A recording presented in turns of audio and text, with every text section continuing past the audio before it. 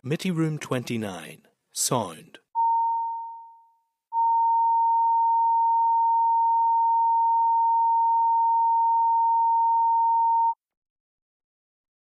Committee Room 29. Sound.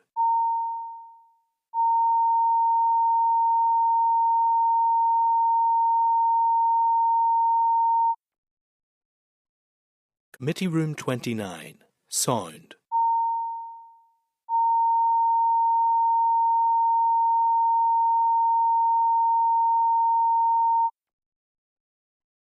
Committee Room 29. Sound.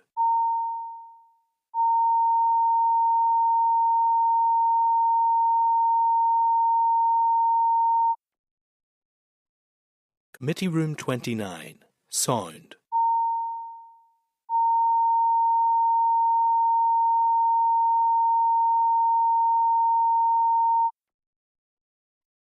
Committee Room 29. Sound.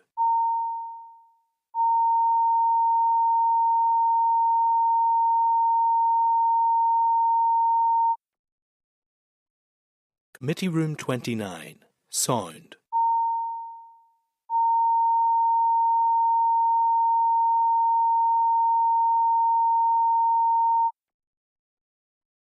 Committee Room 29. Sound.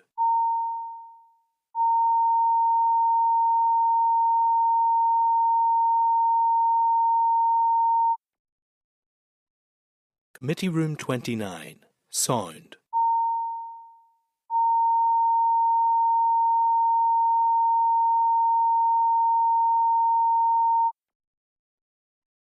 Committee Room 29. Sound.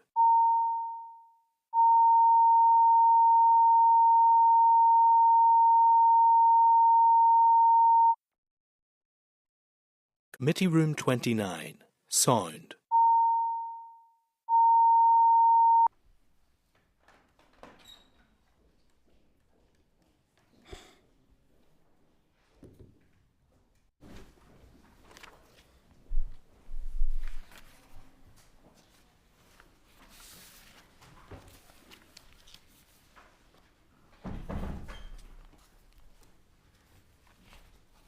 She confirmed open. Thank you, Clerk. Good morning, members, and I confirm the meeting is open and we do have a quorum. I'd like to welcome all of you to Fáilte Revaluation to this morning's meeting of the Committee for Communities. I'll just check. Sean, are you hearing us okay? Yep, and we can see you there. Fine, Sean, thank you. Can I remind anyone in the public gallery that mobile devices must be turned off? Mobile tablet devices can be used through a Wi-Fi connection and all devices should be muted. Password details are available in the gallery for anyone wanting to connect to Assembly's Wi-Fi network. No recordings or photographs may be taken. Can I also remind members about the protocols regarding the use of electronic devices? Please switch all devices to airplane mode and activate Wi-Fi connection. Please also use tablet devices discreetly and in a way which does not interfere with proceedings. And please be aware of the cameras when using tablet devices and be aware of the sensitivity of the microphones. Finally, members, I'd remind you it's your responsibility to declare any interest in any of the items under discussion today. I will just declare that I do have a rental property from which I derive income in relation to one item that's coming up. Andy? Similar, Chair. Yep, thank you. Okay, members, thank you.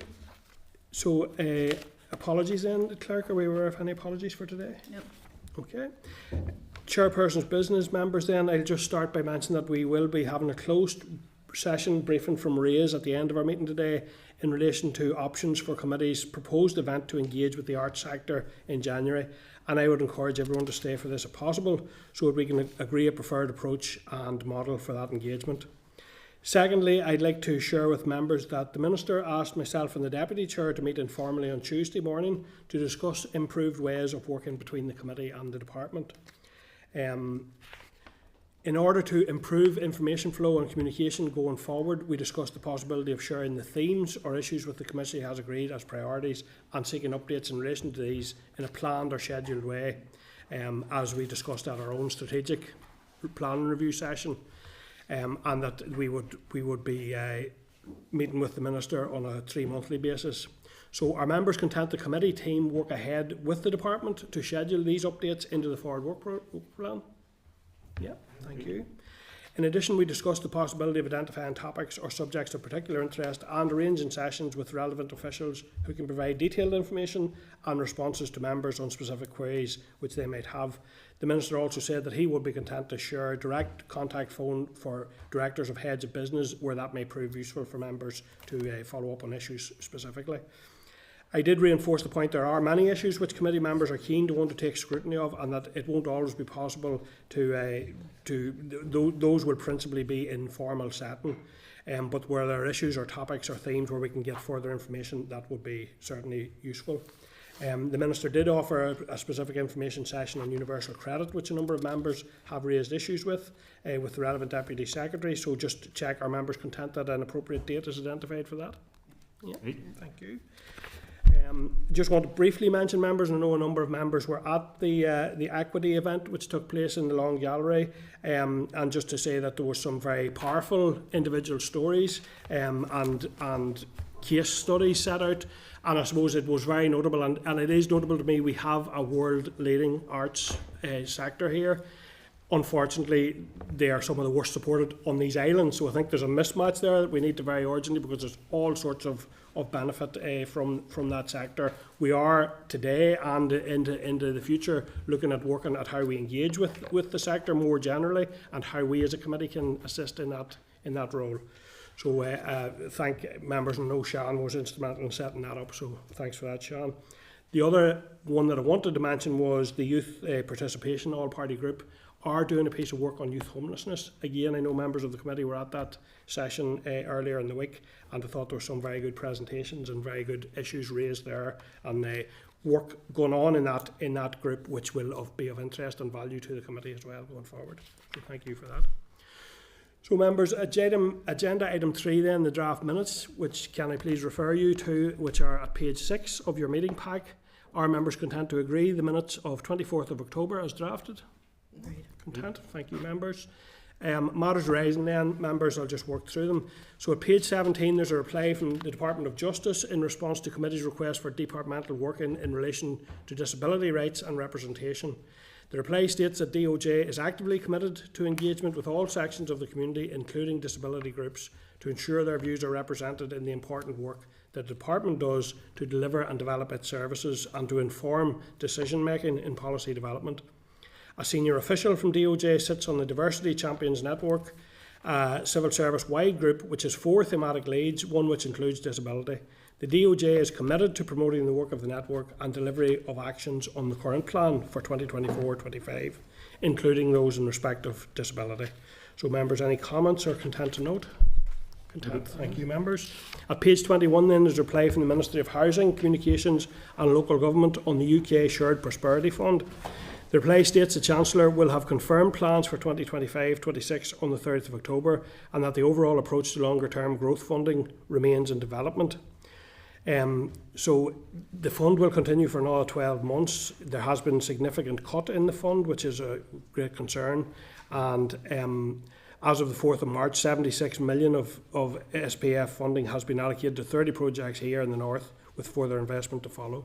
But I think it is a concern that that ongoing cut to that fund is, creating anxiety, and also will have real impact on the sector's ability to do the important work.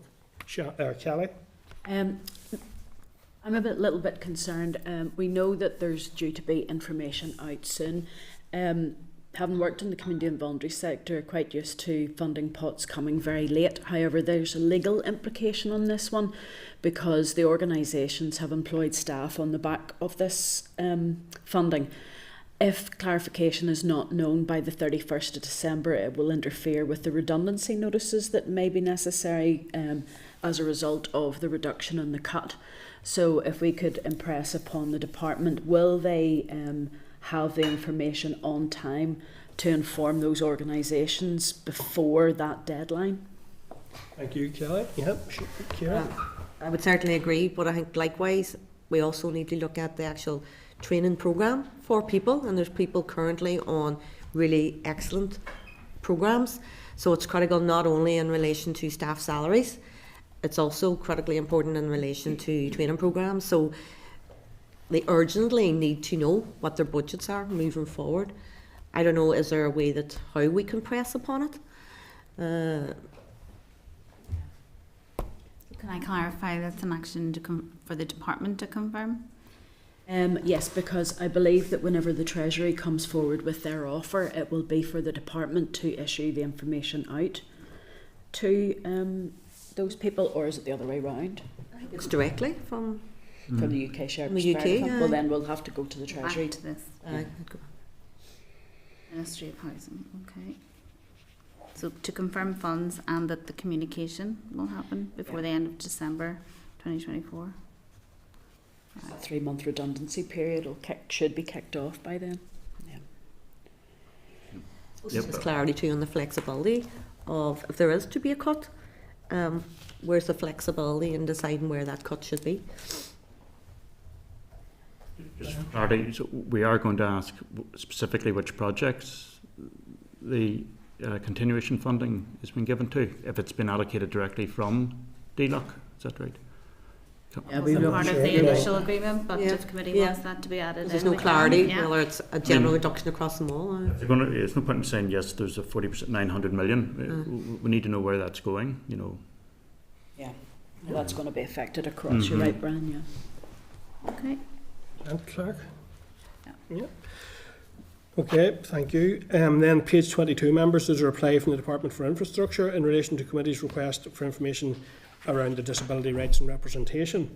The reply states that DFI is an active attendee of the Regional Disabled People's HSC Forum and routinely engages with IMTAC, as well as delivering some significant services for disabled people, such as the Blue Badge the Blue Badge scheme. Members, any comments or content to note? Content, thank you.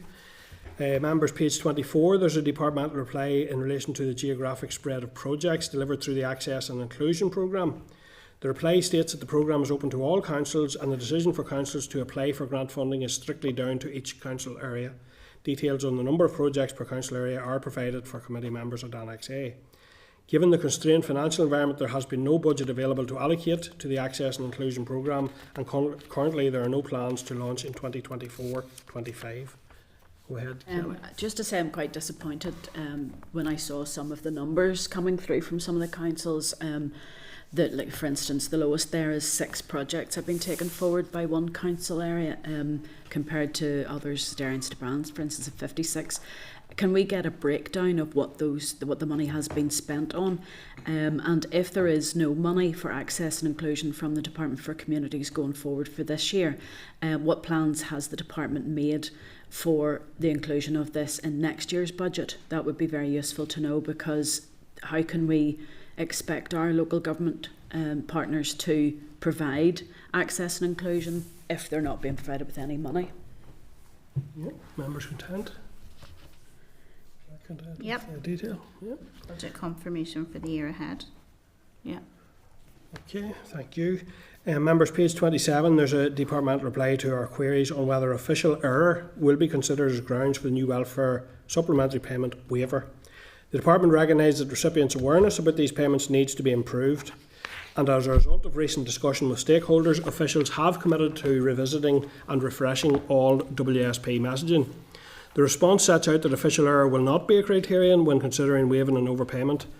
Waiver of an overpayment will be considered in exceptional circumstances on the grounds of ill health or severe financial hardship where this is supported by evidence. This is irrespective of whether the overpayment has been caused by official or customer error. Officials have offered to attend a future meeting to provide further briefing if that would be considered helpful. So we are looking at doing a meeting on that issue on the 21st of November. Members content for now? Just in advance of that, can we maybe ask the department to share whatever guidance that they're going to provide to those decision makers in relation to the criteria to then apply the waiver? Members content? Yep. Thank you. Sorry, Chair. Go ahead, Sean. Yeah, it was just it was along the same lines as Andy, but also just to say that I'm really disappointed. I mean, to not allow an issue beyond the control of the benefit receiver is just I don't think it's fair, and I don't think it's right. And I would ask then for the department to look at how they communicate with recipients of WSP and those who are overpaid through circumstances beyond their control. Yeah, members content.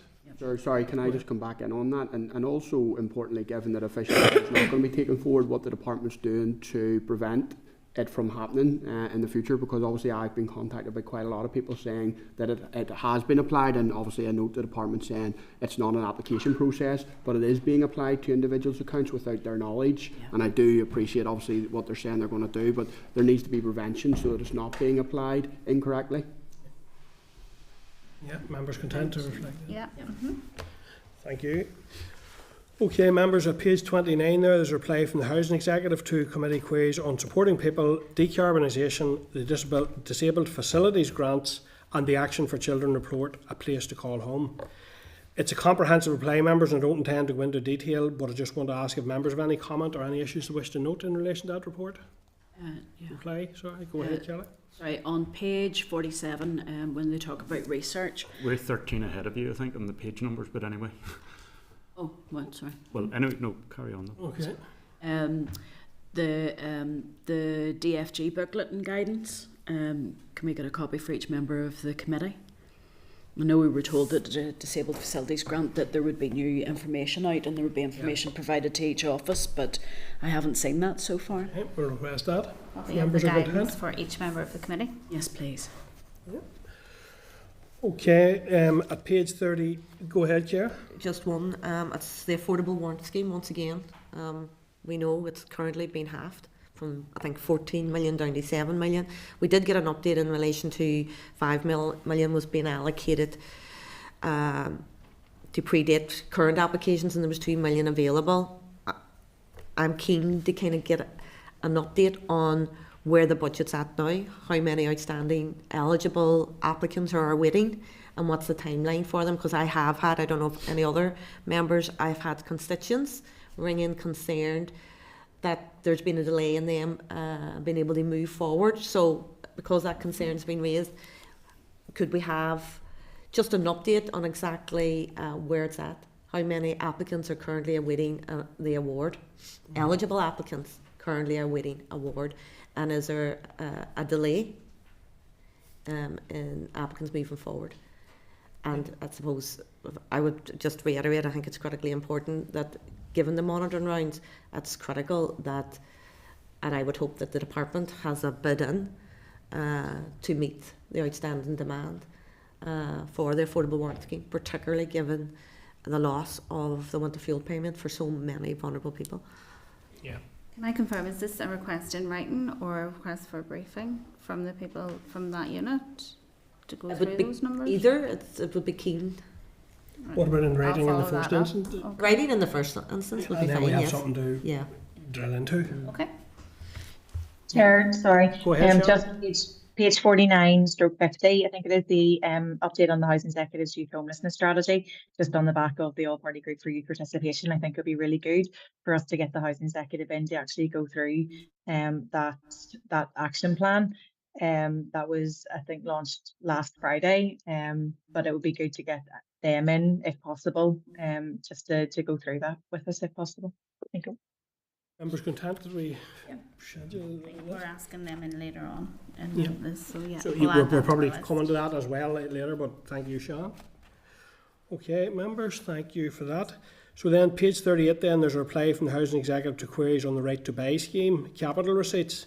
The receipts generated are required by DFC to be returned, and the Housing Executive requests that the value of the receipts is received as capital grant to assist with investment in a Housing Executive stock. The Housing Executive to date has not received any confirmation from DFC that capital receipts will be returned to assist during 2024-25. Should capital receipts be retained by DFC and not provided back to landlord services, the Housing Executive would not have sight of how these funds were utilised. So, Deputy Chair. I suppose it was myself that had raised it. Can we just ask the question, will the Housing Executive be receiving the capital receipts within this financial year?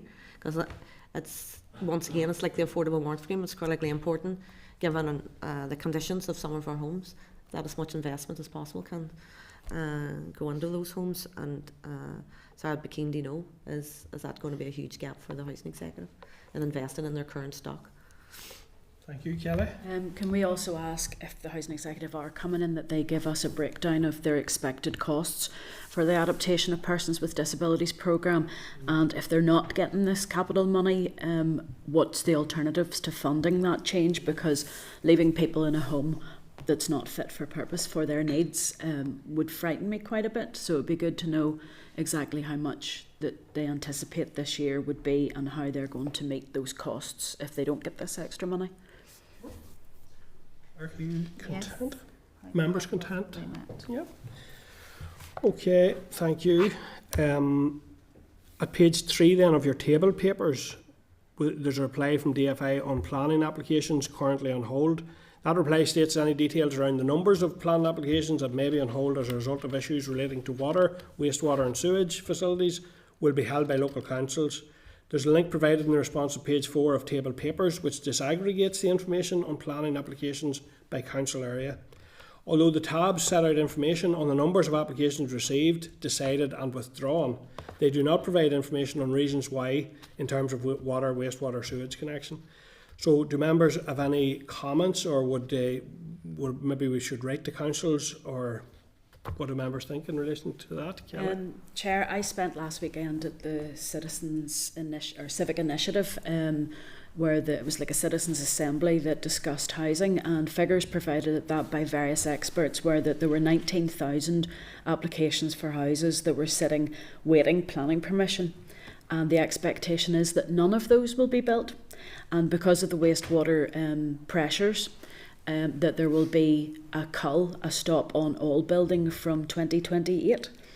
And that's because unless Northern Ireland Water has a significant amount of investment, I'm wondering at this stage, could we ask for a joint presentation from Northern Ireland Water and from the Department for Communities to outline to us how Northern Ireland Water are proceeding with this issue and the fact that they're having to stop where building can take place? Can they confirm where building can still take place, and for communities then to align that with where the pressure points are in Northern Ireland, and how are we going to deal with that? Because we have some of the worst, in fact we have the worst homelessness figures ever, yet we have Northern Ireland Water not allowing housing to take place and the department knowing where the pressures are, and how are they actually working together to enable this so that we don't have this stop on building from 2028? Yeah, so I agree, a really, really important and significant issue. I suppose in terms of managing of that, I'm wondering, are we at risk of straying into the responsibility of another committee? And also in terms of the workload we have ourselves, but that's not to dismiss the serious linkage between the two issues. I think to be honest, this is solely about housing, and my concern is nobody's looking at this, because infrastructure are worried about the infrastructure elements of Northern Ireland Water, and we're worried about housing, and nobody's asking the two questions together. So I don't want to talk to Northern Ireland Water about their financial difficulties all over the place. I just want to know where they know where the issues, because they are the advisory body that is stopping planning, where they know where the issues are, and can they provide that information to us so that we can then ask the committee or the communities department what they know and how they're dealing with this, because we're not going to reduce homelessness unless we get new houses built. Malaysia? Just for clarity on this, Chair, is it not the case like that, in fact, when it comes to Northern Ireland Water and that they actually be the remit of the Department of Infrastructure, more so than communities, and that I do know that the Minister there has suggested alternative models for the financing, we'll say, of development within NI Water in order to cope with, in fact, that demand for new housing and so on. We're not asking that. We're asking where the pressures are now. Well, I think that we're probably fairly aware of that throughout the whole of the North. We're not, to be honest, Malaysia, because there's no map that shows us where planning is being turned down. Well, I know that in each and every council area, and I know that in my own council area, I have a good idea of where in fact it's at, and it's almost everywhere. That whenever an application goes in, the first response that we have is that they don't have the capacity to cope with it in terms of Northern Ireland waste disposal and so on. So that I just wondered to what extent are we actually encroaching into the work, we'll say, of another department, because clearly this is a funding issue for Northern Ireland Water in particular, and how it is that they will address that whole issue of funding and maybe looking at alternative models in order to sustain them and the work that they do. I don't really. So listen, I'll come to Kieran, and then I'll maybe a suggestion what that might. Just one tie it suggestion together. I would have, maybe in the first instance, we did mention regarding the place shaping team within the housing executive, and obviously their key role is the investment plans in each of our local council areas, which should take into consideration, obviously, and work closely with NI Water regarding where hurdles are, barriers are, where investments required if they're bringing forward investment plans for homes. So maybe is it in the first instance, maybe writing to the place shaping team within the housing executive to see clarity on the relationship between themselves and NI Water in the development of their housing investment plans? The only problem with that would be of the 11 councils, only 4 of them have local development plans and the rest don't. No, but they have housing investment plans? No, they don't. Oh yes, they do. No, the councils don't. I know from talking to different councils, they don't actually have that. So where they're missing their local development plans, they haven't actually got a scheme for Not them. local development plans, I'm talking about I know. housing. Yeah. You says the focus is on housing. Yeah. Each local council gets presented on an annual basis from the housing sector of the housing investment plan. Derry City Council was presented there on Tuesday, which clearly sets out their housing investment plans for the next, not only for last year, but for next year, and their future plans of where they have it actually down to detail of exactly where the new build will be over the next couple of years. So every local council is presented every year through the place shaping team and housing executive this plan. So they have planned where they're going to build. The housing executive, with the remit that they have, Yes. present that. But as far as new builds, which could be from anywhere, could be private developers, that's not included in that. That wouldn't be, it'd be only social. So what I think there's a couple of strands to that. First of all, I think if members are agreed, our members agreed that we should look to write to the councils in relation to get the information that they have at this point in time. I also would suggest, and we have actually a request in for the place shaping team to do a briefing, so that's in train. The other thing that we maybe do at this stage to get an understanding of it is ask for a briefing from the Department for Communities in relation to their NI Water issues from communities in the first instance. Communities have no issues with Northern Ireland Water because it's all devolved to the housing executive. Well, the I place think that, shaping to be team honest, should have this is where we're as a scrutiny committee at risk of letting things fall between the cracks. There is an issue with Northern Ireland Water. We're concerned about planning, we're concerned about housing, and we need to hear that. Ryan, were you looking in there? I do have sympathy with what Kelly's saying, that I mean, my engagement about developments, I usually find they're looking at some local solution, you know, which typically involves a 6-figure sum to connect, you know, the stormwater up to a drain, which is outside the development, you know, to keep it separate from the foul water system. But it would be interesting to know whether there's areas where they've literally said no more development whatsoever because of overloading of the foul water system, the sewage system. I think, you know, so I get entirely about NI Waters under DFI. I mean, just for clarity, in terms of the planning function of councils, does that come under DFC? I know at one stage it was under the old Department for Environment. Is it under the planning function of councils? Does that come under DFC? It's local government. Yeah. That's DFC, it's part of local government, Yeah. yeah. So I would be interested in a presentation from NI Water. You know, it is relevant to all our discussions about, you know, the need to increase housing. And it would be focused on that matter. Yeah, you know. we don't need to know about their wider how infrastructure's dealing with them on that. It's purely on the housing issue. so with that in mind, then maybe what we should do is consider a joint meeting on the specific issue to see if we can do a joint meeting, because I am conscious that I want to give that committee its place as well. Yeah. A joint meeting, maybe get the presentation.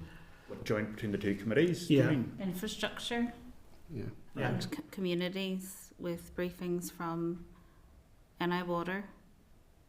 I just would be worried that we'll end up going into how they're going to be funded. I just want to know what the delays are in housing and planning, and are we going to actually have at the time when Northern Ireland has the worst homelessness figures, that we're not going to be able to build houses? even if money was available, we're not going to be able to build houses because of the issues with sewage. That's not to take away from all the other issues about funding, for needing to increase funding for social housing, but we're all aware that this is the number one statutory consultee that presents difficulties. Are members content to leave it then that the clerk explores what a briefing in relation to housing would look like from the DFI, that we check out how that might be accommodated or provided to us? From Department for Infrastructure, or Department for Communities? NI Water. From NI Water, NI yes. Water. NI Water, yeah. Would it be useful to write to the DFI committee as well to see, is that presentation already taking place? Is that information available? I can find that. No harm. Yeah. And we'll come Public back then. knowledge. We'll come back then with some clarity next week to see how. I just think that it's public knowledge, and this is the one committee that deals with housing that's not talking about it. It is the number one statutory objector to planning applications is Northern Ireland Water, on the basis that they don't have capacity, and we're sitting in with homelessness going through the roof. Yeah.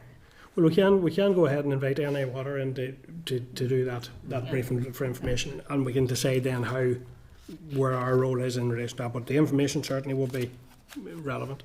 And ask the local governments for their own Detail in terms of housing developments on hold as a consequence of water, wastewater and sewage connections. It might be hard for them to define that, but certainly we can ask the question. And if it is, then do they need to be putting in place systems that will capture it urgently? That's the other end of that. I just think it's critically important too to put it in the context of, we're assuming in the next few weeks we're going to have a new housing supply strategy.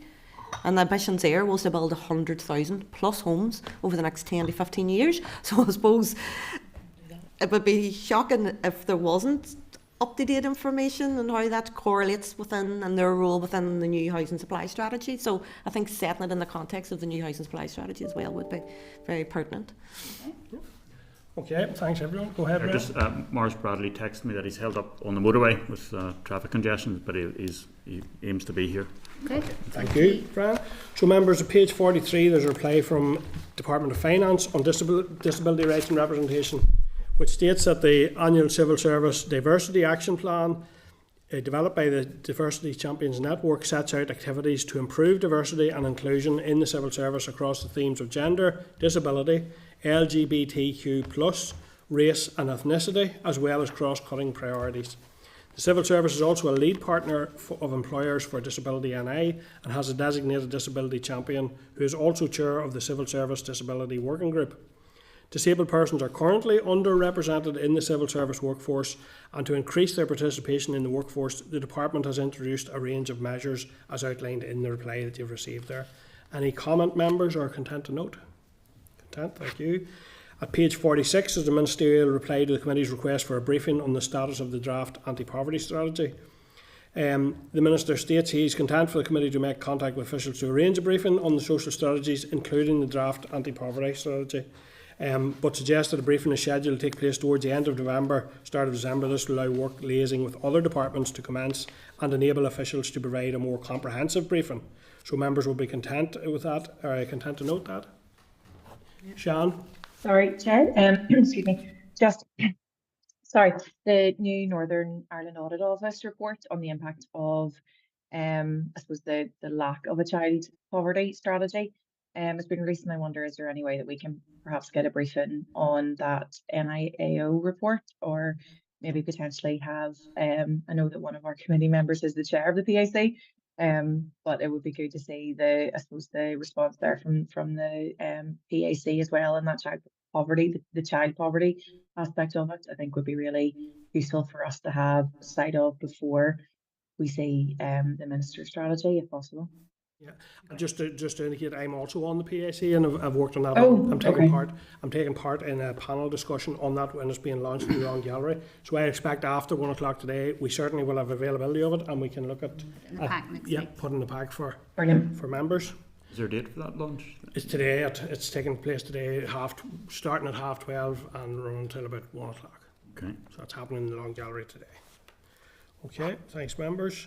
Then at page 48, member, there's a departmental reply on welfare reform mitigations. it's on a series of issues. The reply is on queries on leading off with welfare reform mitigations, Irish and Ulster Scots, the NI Football Fund, social inclusion strategies, the regional stadia programme, urban regeneration schemes, cost of living payments and fuel poverty. So members, I don't intend to go into detail on the responses. It appears to reflect directly the updates provided by the Minister during his briefing session. However, I do want to draw particular attention to welfare reform mitigations and my concern, and that of many organisations that we're speaking to, that we are facing into another cliff edge situation with some of the legislative change needed by the end of March 2025 in order to continue with existing mitigations. I am increasingly concerned that we're running out of time to consider and consult on and then introduce that legislation in time to ensure that there's no break in mitigation payments for some of people who are absolutely most vulnerable in our societies. So I am just looking to take members' views in relation to considering a committee motion on this issue, to draw significant attention to it, and would members be content that we maybe ask the clerk to draft a wording of a motion with input from members? Members content that we, or is there any issues in that they want to flag today? So just to clarify. No, just I had put forward a motion via our party that was going forward, but I'm more than happy if that goes through as a committee motion. I think we're all in agreement, hopefully in agreement, that we are running out of time, and this is something that we have been talking about for months, that the closer we get, particularly the Christmas recess, that leaves us 12 weeks until these mitigations run out. And as we have said before, a lot of people don't even know that they're in receipt of mitigations, which puts them in an even more vulnerable position because they have no idea about the benefit cap and things like that, that it's actually protecting people from the worst of deprivation. So I share your concerns and your fears. I think this is a really serious situation now. We're coming up to with 4 months left.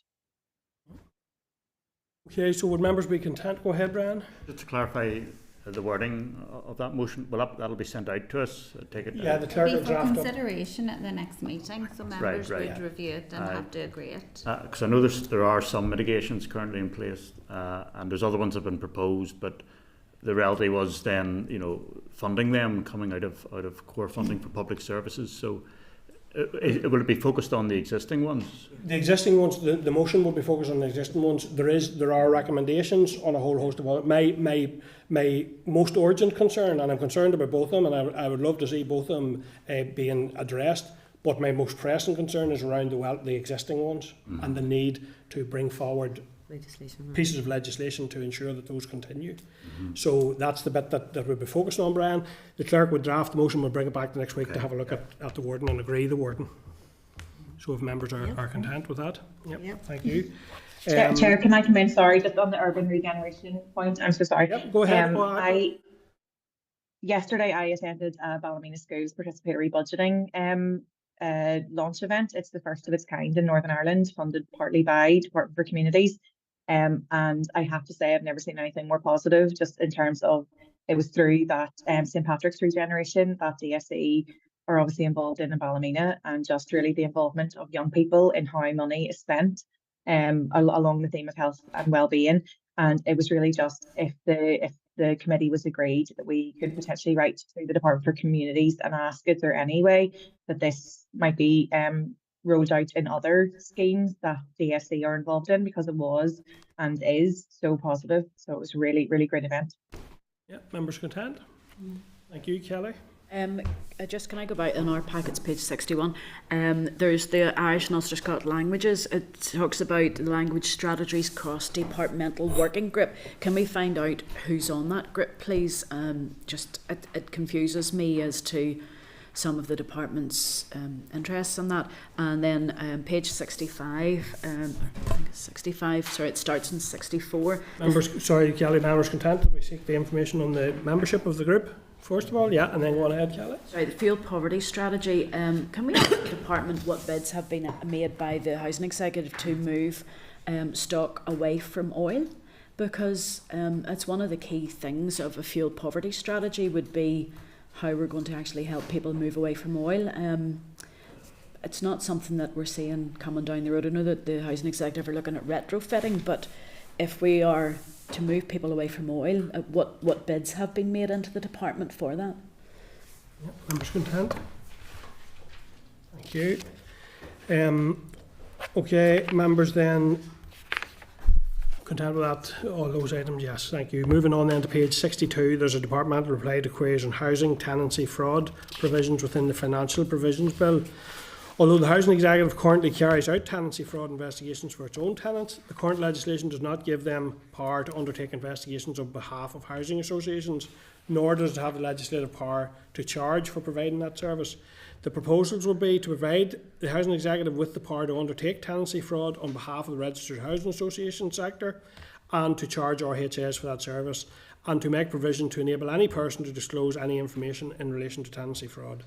The response outlines the proposal received overwhelming support in the Department's targeted consultation, and it's now proposed the Financial Provisions Bill is focused on enabling the two-way flow of information between the Housing Executive and housing associations. Further action may be considered in future to widen the scope and extent of data sharing if needed. Any comments, members, or content? Kelly? Yes, can I just ask, the disclosure of information, to be honest, that's fantastic, but I'm just very mindful of the fact that where someone is the tenant, you know, on the lease, and there's domestic violence in the home, that may well be but the perpetrator. I'm just cautious about domestic violence and the disclosure of information. I know in other departments the disclosure of information, for instance, has removed someone's driving licence for a period of time because an allegation was made about their health, which turned out to be completely fake. It's that sort of provision of information. Will there be clarity on checking and monitoring of that information to ensure this isn't another way that a domestic abuser can attack the partner that they're abusing? And would it be appropriate then maybe to point the department towards the strategy for violence against women and girls to ensure that any legislation here would be taking that into account? Yeah. Okay, members content, thank you. Page 73 then, there's a departmental reply to queries on the disability strategy. The reply states that work has begun to ensure that the strategy reflects the current needs of people with disabilities alongside the executive priorities. Final decisions on the content and timings of the implementation of this executive strategy will be subject to executive agreement. So, members, any comment? I suppose hearing that work has begun is not exactly. We're hoping more to see a draft strategy, and I think it's one of those issues that the department must be championing within the executive to make sure it becomes the priority that it deserves to be. Kelly? I think the fact that we know that currently this year there was no budget available for the Access and Inclusion programme shows how much we need a disability strategy, and for that to be considered across all departments as part of the budgeting process. I'm just concerned that we'll miss it this time.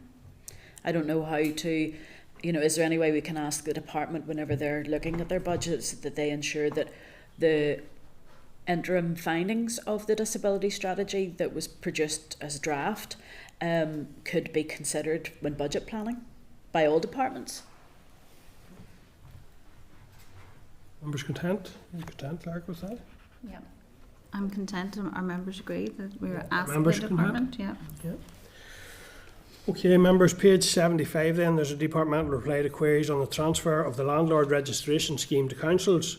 The reply set out that in March 2023, Solace nominated Lisburn and Castlereagh City Council as the lead to work with the department for progressing the transfer. The department has provided capital funding of $205,000 to Lisburn and Castlereagh City Council for the development of the new IT system, including the online portal and website. The tender for a new IT system was awarded by LCCC in July 2024, and the system is expected to be operational by February 2025. The running cost of the scheme would be funded through the fee income, which would be transferred to councils, and that's approximately $800,000 per year. One of the principles of the transfer is that the scheme remains cost neutral. The final transfer of functions is scheduled for March 2025. However, the full functionality of the new system, IT system, will not be available until at least 1 year from award of contract, estimated July 2025. The department's provisional timeline for the data matching exercise for the identification of unregistered landlords is early 2025. This is decided by the National Fraud Initiative, taking account of its other projects, its wider workload, and its ability to postpone another piece of work. The department hopes to confirm this date in the very near future. Any comments, members, or content on it? I just have a little bit of concern about the spread of landlord registrations and the councils being able to meet that bill. But one of the things, if I could ask, has there been any comparison between the housing benefit address to see if it matches with the list of addresses of the landlords on the landlord registry list as it currently stands? Because if the identification, we may already have a lot of that information there. It's just to see, is there anybody matching off those addresses? Cross-matching. Yeah. The housing benefit list with the landlord registration list. Yeah. Members content? We seek that clarity. And just commenting on the same, just to what extent will say councils themselves will be expected to carry the burden, will say of the cost of the implementation of the scheme within their respective council areas. Yeah, well, I think they have indicated that they expect to be cost neutral, and the fees will go to meeting that cost. Mm-hmm. So that probably does address that to an extent. Worth keeping an eye on, I guess, but it's designed to be cost neutral, I suppose, in a sense. So, members, at page 75, then there's a departmental reply to queries on the transfer of the. Sorry, I've been through that. We're moving on to page 78. Which is a departmental reply to queries on carers allowance overpayments. The table in the reply provides a breakdown of overpayments grouped by reason for the years 2021, 22 to 23, 24, and for April to September of the current year. There will be a further briefing produced in advance of officials committee attendance on 21st of November, which I've mentioned earlier. So, members content to note for now. Can I just ask for clarification? It does say about other non-official error, and it's well over £1 million. And non-official error cases where the reasons for the overpayment lie with a third party or where payment has already been issued. Can we just check, can they explain that a bit better? Because I don't understand where a third party is involved. So we will have them here on the 21st of November. We probably should raise that there, I would think. But yes, flag it. We can send it in advance too. Okay, yeah, thank you. Okay, members, otherwise content? Yeah. At page 81, there's a department reply to queries on gambling reform. Reply states relevant officials will be available to attend a committee meeting on 21st November or any committee meeting in December. If there is specific information that the committee requires to be added, the department will be happy to provide in writing in advance of the meeting. So, members, clerk, have you that scheduled yet at all, or is it? We've asked to see if we can fit that all in on the 21st. Okay, so we're aiming for the 21st. Chair, just to make you aware, I'm aware that the all-party group on gambling are taking forward a motion to the chamber as a cross-party motion. So perhaps there'll be a lot of discussion, or there could be something from the minister as a response to that motion. Yeah, and I think that there is a really stark lack of regulation now here in the north from compared to across the islands in general. So it remains a concern, particularly in light of the legislative programme the department have told us about, which doesn't include in this mandate gambling legislation. So at page 82, members, then there's a departmental briefing or reply, to a committee request for a briefing on youth homelessness. The reply states that this is an operational matter for the Housing Executive, and the Department would like to extend this invitation to include the appropriate Housing Executive representatives. Are members content that the Housing Executive reps are also invited to brief along with youth department officials to address youth? Yeah, members content, thank you. So moving on then to item 5, which is correspondence, and the memo is at page 85. Do members have any particular comments or any particular item of correspondence that they're looking to make comment on or draw anything from? Ciara, are you? Yeah, but just obviously maybe just declare an interest in relation to Boom Hall Trust. It would be an organisation I would have worked with in my previous position, and I'm familiar with their work. And I suppose I had mentioned at the previous meeting as well. I think it's an area around heritage that we haven't as a committee. I actually took presentations from, just to see, particularly with the Department of the Historic Environment Division, what are the barriers to investment, what are, to be honest, probably the exciting projects that are currently in train. So it would be really, really useful maybe arranging maybe a Pacific Committee meeting in relation to heritage and inviting not just Boom Hall, but maybe other heritage organisations and maybe departmental officials to get a feel for investment required to build upon our rich heritage across the north. If that's something the committee thinks would be important. Sean, were you looking in on that? No, you're just indicating agreement. Yeah, thank you. Melissa? Mr. Chair, noticed as well too as the chairman of League School Nigeria, in the application is just of one of the elements there that for statutory sick pay via employment rights, and that now becomes the responsibility, we'll say, of an employment authority as such as we'll say the likes of an e-school, who have employees that previously where sick pay had been paid by the state. That's now the responsibility of the organisation itself, and it's putting a really unfair burden on many small charities now that exist, unlimited resources and so on. So just to make us aware of that. Thank you. The other thing I want to note is the one in from the Transitional Trust there, and if there's just in relation to child poverty, and that I think that is an important one, and one that we should maybe look at seeing what we can. Sounds legit. Yeah. Okay. Chair, can I ask? I know we've got figures and correspondence to do with budgets. Can we get a briefing on the budget or the proposed applications to the monitoring round from the department, please? In the diary for the 5th of December. December. Yeah. Okay, thank you. Okay, so members then otherwise content to note as per the memo. Yep. So moving on to agenda item 6, which is consideration of draft committee report on the pensions extension of automatic enrolment bill. So members, before we start to consider the report, I need to make you aware that we have been advised that the amendment we had agreed has a minor technical defect in it, and as a result we now need to consider a newly drafted version. A copy of the redrafted amendment is in your table papers there at page 15. Stephen Orme from the Bill Office is in attendance, and I invite him to take to the table to take us through the redrafted amendment, please, Stephen. So first of all, apologies in advance to all the members who got a table paper, I assume, at some point yesterday evening. But thank you for taking it, and thank you to the staff as well. Basically, yesterday we realised that, as the letter stated, there was a minor technical defect in the amendment as originally approved by the committee and as tabled. The regulations were referred to as being under Section 1 of the bill.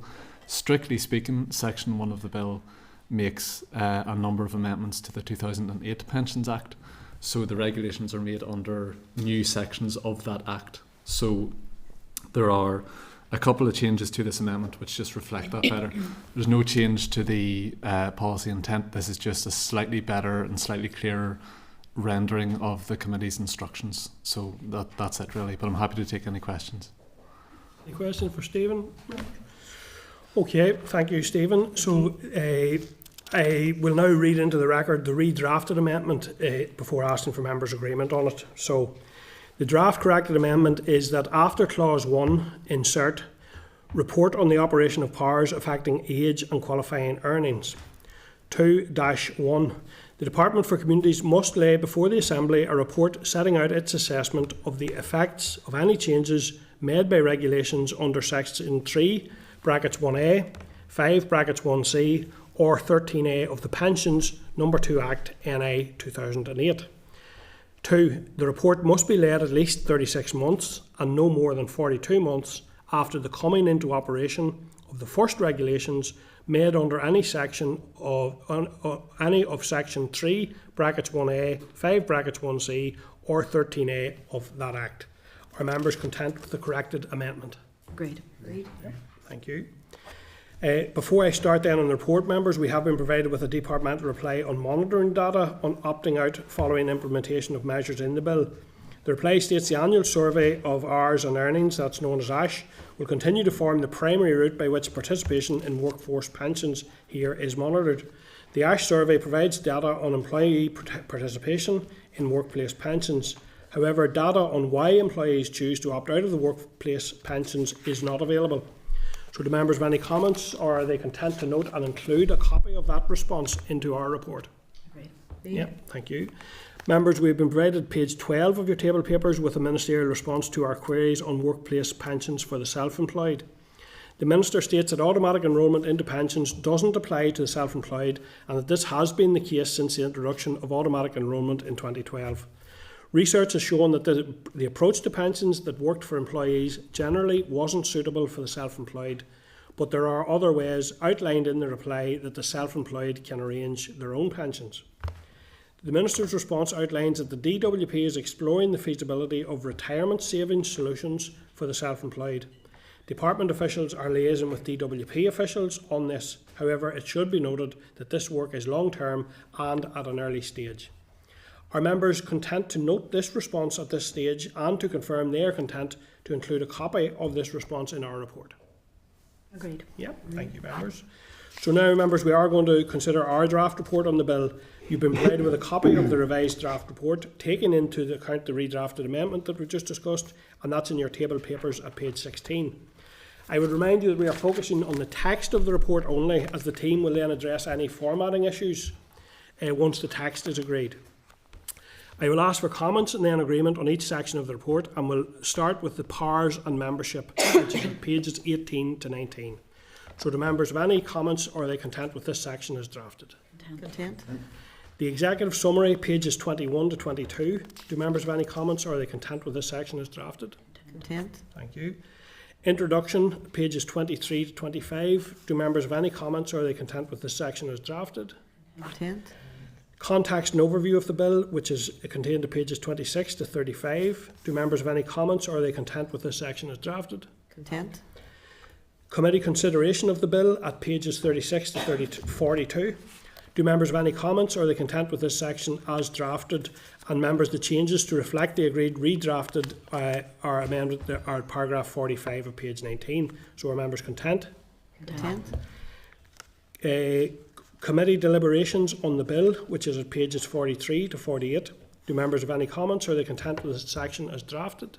Content. Thank you. So, clause by clause consideration of the bill at pages 49 to 50. Do members have any comments, or are they content with this section as drafted? And just do members to note the changes to reflect the agreed amendment are at paragraph 81 of page 80. Are members content? Content.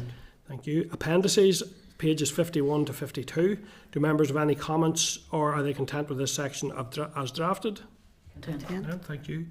And are members content that the minutes from today's meeting are included in the report? Yep. Content. Content. Thank you. Okay, members, so are members therefore content to agree that the report is final, pending the tidying up of any formatting issues only, and once these are done, then that it is printed? Content? Yes. Thank you. Okay. So, members, this concludes committee stage of the bill. I would like to thank you all for your in-depth scrutiny of the bill, and would like to put on record our thanks to all of those that made submissions and gave oral evidence. I would also like to again thank the departmental officials and our Assembly Bill Office officials for their hard work and in helping us to work our way through the bill. I would also like to thank the committee staff here as well for the work that they have done, extensive work in relation to that. And I look forward to the debate on this bill at consideration stage. So thank you, members. Agenda item 7 then, members, is a briefing by Raise on the Child Support Enforcement Bill. So that's the next bill that's coming our way. And members, a copy of the research paper is at page 223. I would now like to welcome a Raise official to the meeting, Eleanor Murphy, who we have seen on many occasions. And Eleanor, I would like to invite you to brief the committee on your paper, please, before we move to any questions or that the members may have for you. Thank you, Chair. So just before I begin the brief overview of the paper, there's 2 caveats. So when I finished my paper, the department then released its consultation on the administrative liability orders and also some proposals for the regulations as well. So that's not reflected in the paper. So I've asked a ream of questions in the paper which have been answered by the consultation paper itself. The second thing is the statistics that I produced in the paper. Since I finished that, and the department have updated those statistics as well. It publishes annual statistics and child maintenance, so just bear that in mind as well.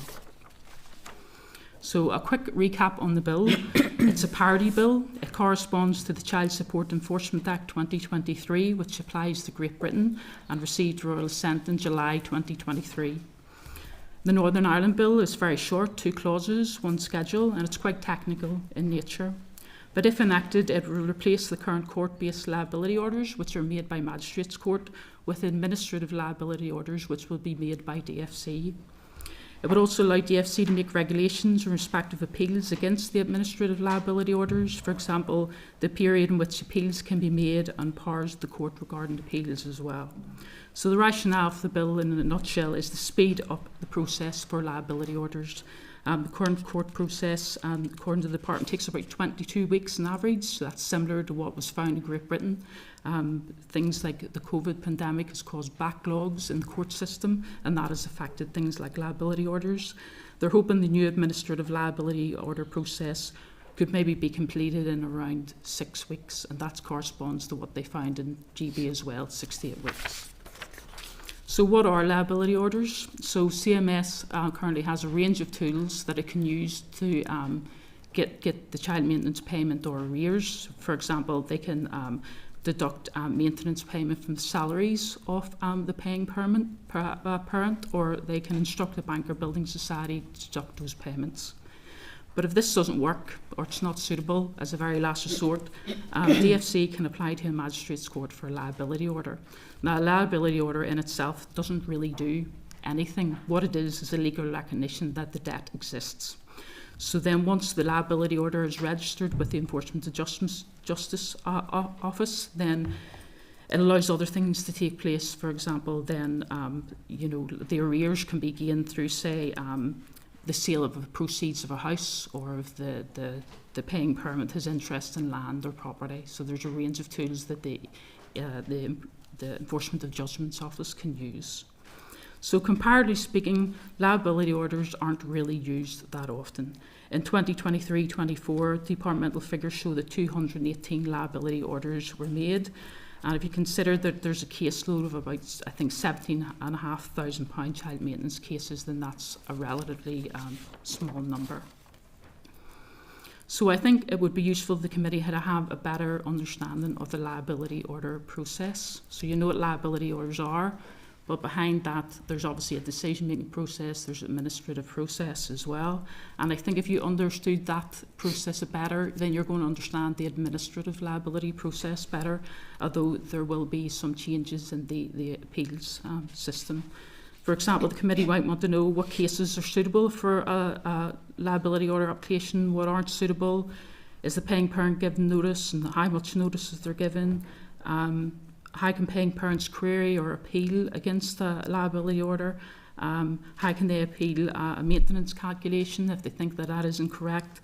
Can they appeal against the liability order once it's been granted? And also circumstances in which a liability order can be discharged. And to be fair to the department, they have addressed that in their consultation document. So I've just come up with a number of scrutiny points that the committee may want to consider. So just to confirm with the department, those processes behind the liability order process won't change substantially when it converts into the administrative liability order process, although the appeals process, as said, will change. In terms of post-legislative scrutiny, the committee might want to consider that the department provides the committee an appropriate time post-enactment when the administrative liability orders become operational, for example, 12 months.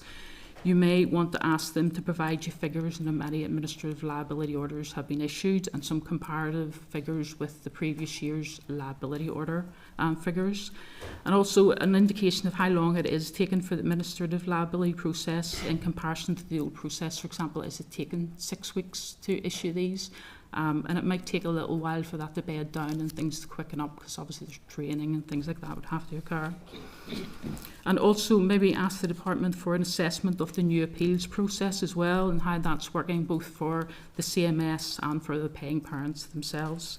And also a little information about the financial impact of the new arrangements. So has the new press process had staffing or resource implications, and just to give you an indication of those.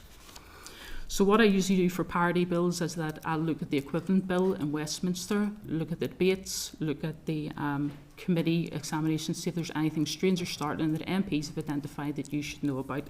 And the good news is there really wasn't. This bill received a cross-party support at Westminster. But there were a number of points raised about child maintenance generally. Just to note those, there was a recognition that the vast majority of separated parents can come to your family-based arrangements without going through the CMS. That child maintenance is really key to keeping children out of poverty. So any speeding up of the process to get arrears or payments would be very welcome. As said before, the pandemic had caused significant delays in the court service, so they felt administrative liability orders would really speed this process up. There was some concern for families who, for various reasons, didn't have any maintenance arrangements in place, either family-based or through the CMS for extended periods of time, and that could be for reasons such as domestic violence, and there's a fear there of approaching any the CMS. And then moving on to I looked at the DWP consultation on, which is the equivalent to what the department officials are going to talk to you about, to see if anything came out of that. So the public consultation was launched by DWP in terms of the GB legislation in October 2023, and that had a relatively low response rate, about 87, but if you take into consider that's England, Scotland, Wales, that is kind of a low response rate. So just as a sort of warning to the committee, despite your best efforts, you may not get a huge response in this. There was broad agreement. Were those broadly individual responses or organisations, or do you have a sense of that? Sure. I think it was a mixture of both, but mainly large organisations probably responding to that, and paying parents as well that really probably objected to the change in process, perhaps.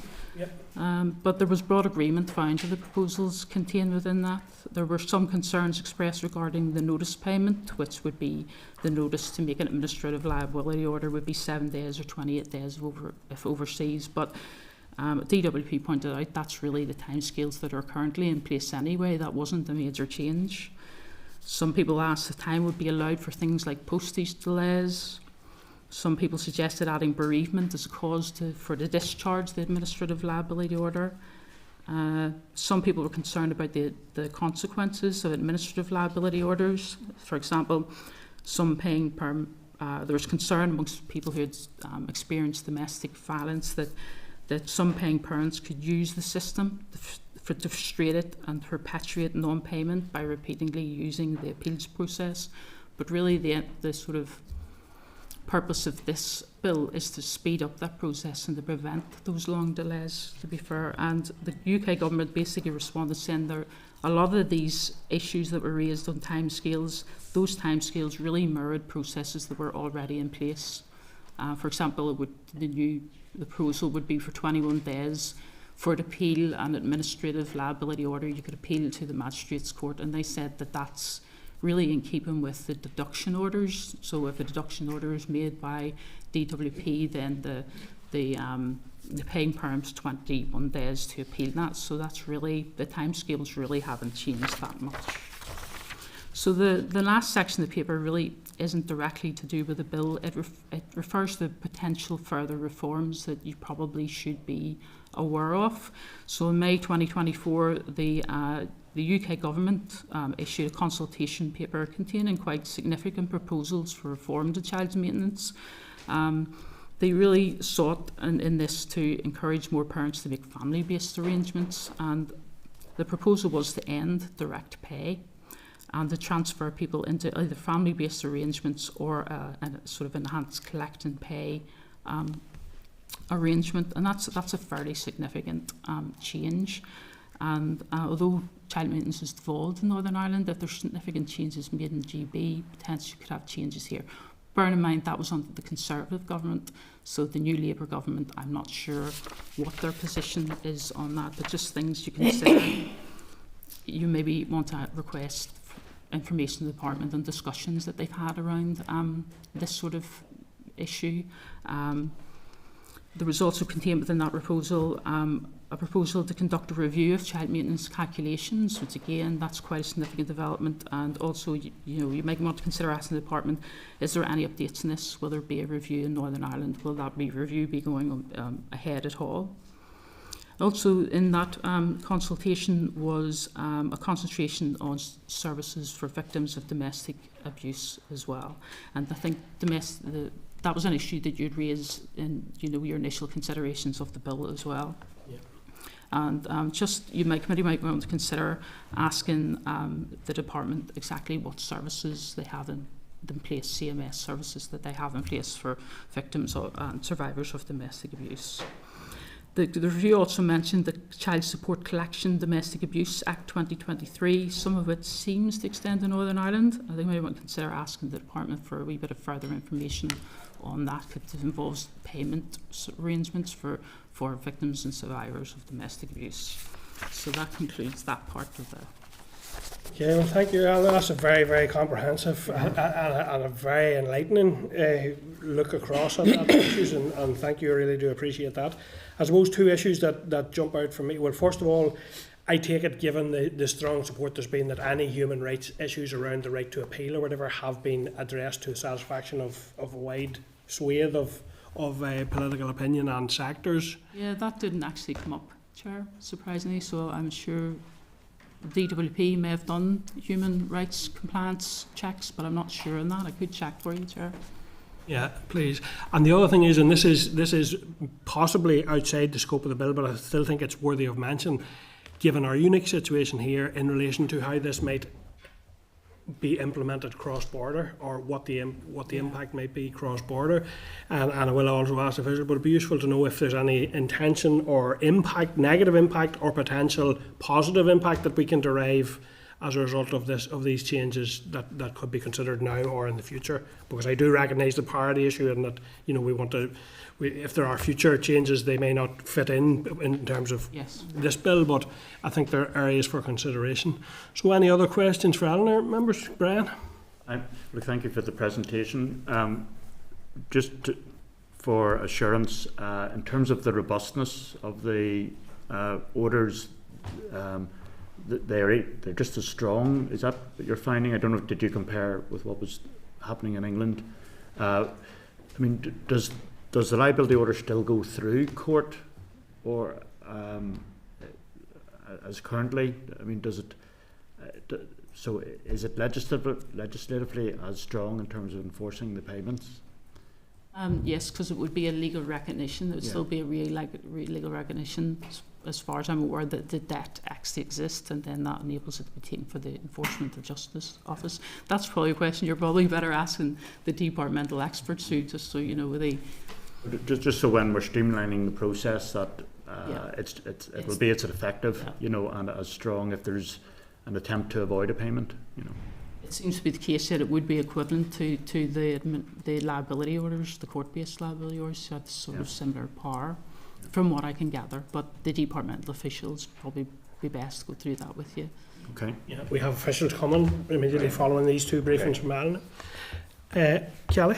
Yeah, it mentioned in your report about the Callan Independent Review in Westminster. What were the highlights of the findings on that one? I didn't have time to sort of go through that in depth because I was concentrating on the bill. So I just sort of posed the question, could you ask the department really about the Callan Review in terms of, did it consider that, did it accept any of the recommendations, did it change any processes? Will do, yeah. Thank you. Sean? Thank you, and thank you so much, Eleanor, for your report. I just wanted to check, it was something that I had brought up, and I remember the Minister had mentioned that it wasn't within the scope of this bill potentially, but I just want a bit of clarity. The fees for putting in place a direct pay and those who are experiencing domestic violence, we had mentioned that I would really like to see those waived in respect of victims of domestic violence. Is that within the scope of this, or is that more around the Child Support Collection Domestic Abuse Act 2023 and the provisions that might be extended to Northern Ireland? I think that's part of the 2023 Act. So again, I don't know a lot about that, and you know, not to push everything on the departmental officials, but they, you know, this is sort of their bread and butter, and they would probably know that better than I would. Okay. And again, this one could be similar to that where officials, and I'm conscious they are coming, but it mentions in your paper, the bill also contains provisions to require the department to make regulations in respect of the right of appeal to a court against the making of such an order. Does that involve any kind of Henry VIII powers that suggest in there, or are these all straightforward in the sense that the changes are contained within the face of the bill? I'm not sure is the answer to that. So it's sort of a technical, sort of legal question, which is not within my remit. If that's okay. Fair enough. Any other questions for Eleanor then, members, before we move to the other briefing from Eleanor? No, okay. Okay, thanks a million, Eleanor. That's very, very helpful. So I know you're staying with us then for the next agenda item, which is agenda item 8, a briefing on the right to buy scheme in other jurisdictions, which we had asked for a number of weeks ago. So could I now invite you, Eleanor, to go ahead and brief us on your paper? And members, that paper's at page 269. So please go ahead, Eleanor. Well, I'll try to fly through this. I know you're short of time. So, yes, you asked me to look at the statutory entitlement of the right to buy in other jurisdictions. I looked at England, Scotland, Wales, and also down south. You also asked me to look to see if I could estimate the number of homes sold through right to buy schemes that will be transferred into the private rented sector. And then just to add, I did put a little section on Northern Ireland. You're well acquainted that the scheme just exists for housing association tenants, but some members mightn't be as aware of the whole ONS reclassification issue, so it's just put a little bit of information there for you. So Scotland and Wales, the right to buy was abolished in Scotland in July 2016 and abolished in Wales in January 2019. Prior to the abolition, there were consultations held in both jurisdictions and 2 policy options were offered, so to significantly reduce the right to buy discounts or to end the right to buy entirely. So both Good governments in Scotland and Wales, they decided to abolish the right to buy entirely, and they made that decision on the basis that they want to protect the social housing stock from further reduction. So before the right to buy was abolished, a transitional lead-in time was introduced in the legislation to allow existing eligible tenants to purchase the properties, and this was 1 year in Wales and 2 years in Scotland. So there's quite a few things in terms of the right to buy in England going on at the minute. There is a compulsory right to buy scheme existing for local authority housing tenants. There does seem to be some sort of right to buy scheme for, it's called the right to acquire for housing association tenants, but it's not really comparable because the discounts for right to acquire are very low. I'm sort of digging into whether that still exists, but a discretionary sort of voluntary scheme for housing association tenants did exist. Right to buy has been supported by successive Conservative governments. It began under the Thatcher era. More recently, Boris Johnson wanted to ensure 2.5 million housing association tenants had the access to right to buy, and a number of pilot sort of exercises were conducted to encourage take up of sort of a right to buy for housing association tenants, and there's more of that in the paper.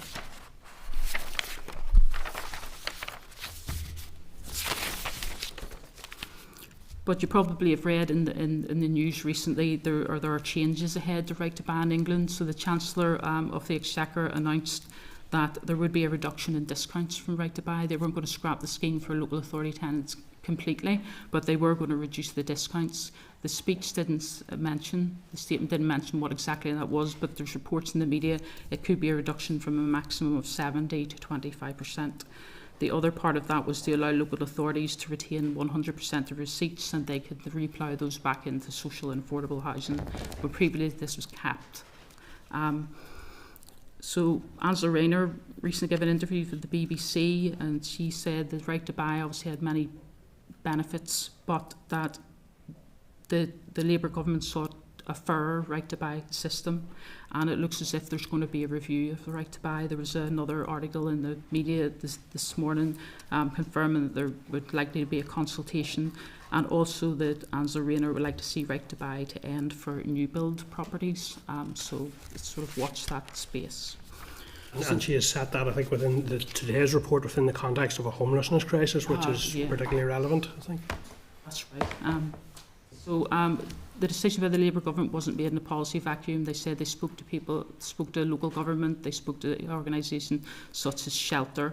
And I put in the paper a link to a 2004 Local Government Association position statement on the right to buy, and they called for a number of things. They called for more control over receipts, restrictions on the right to buy for new builds and retrofitted properties, more flexibility for councils to decide for themselves which model was right for their area, which right to buy model was right for their area. They called for an increase in tenant eligibility from the current 3 years for the right to buy scheme to 15 years. There's also a link from research from the New Economics Foundation. They call for things like suspending the right to buy in areas with demonstrable housing shortages, preventing properties from going into the private rented sector, also ending right to buy for new build and newly acquired homes. So there are schemes in the south, but they're not called right to buy, but there are incremental tenant purchase schemes for existing homes. There's a scheme to purchase new build homes, and there's a scheme to purchase apartments. But there are minimum income requirements there, which seems to be a bit different from other jurisdictions. So €2,500, €12,500 for existing properties, €15,000 for new builds. But there's longer eligibility requirements. So you would have to be in receipt of social housing support 10 years to be eligible for these schemes. So most properties must have permission for local authorities to sell, let or sublet the property.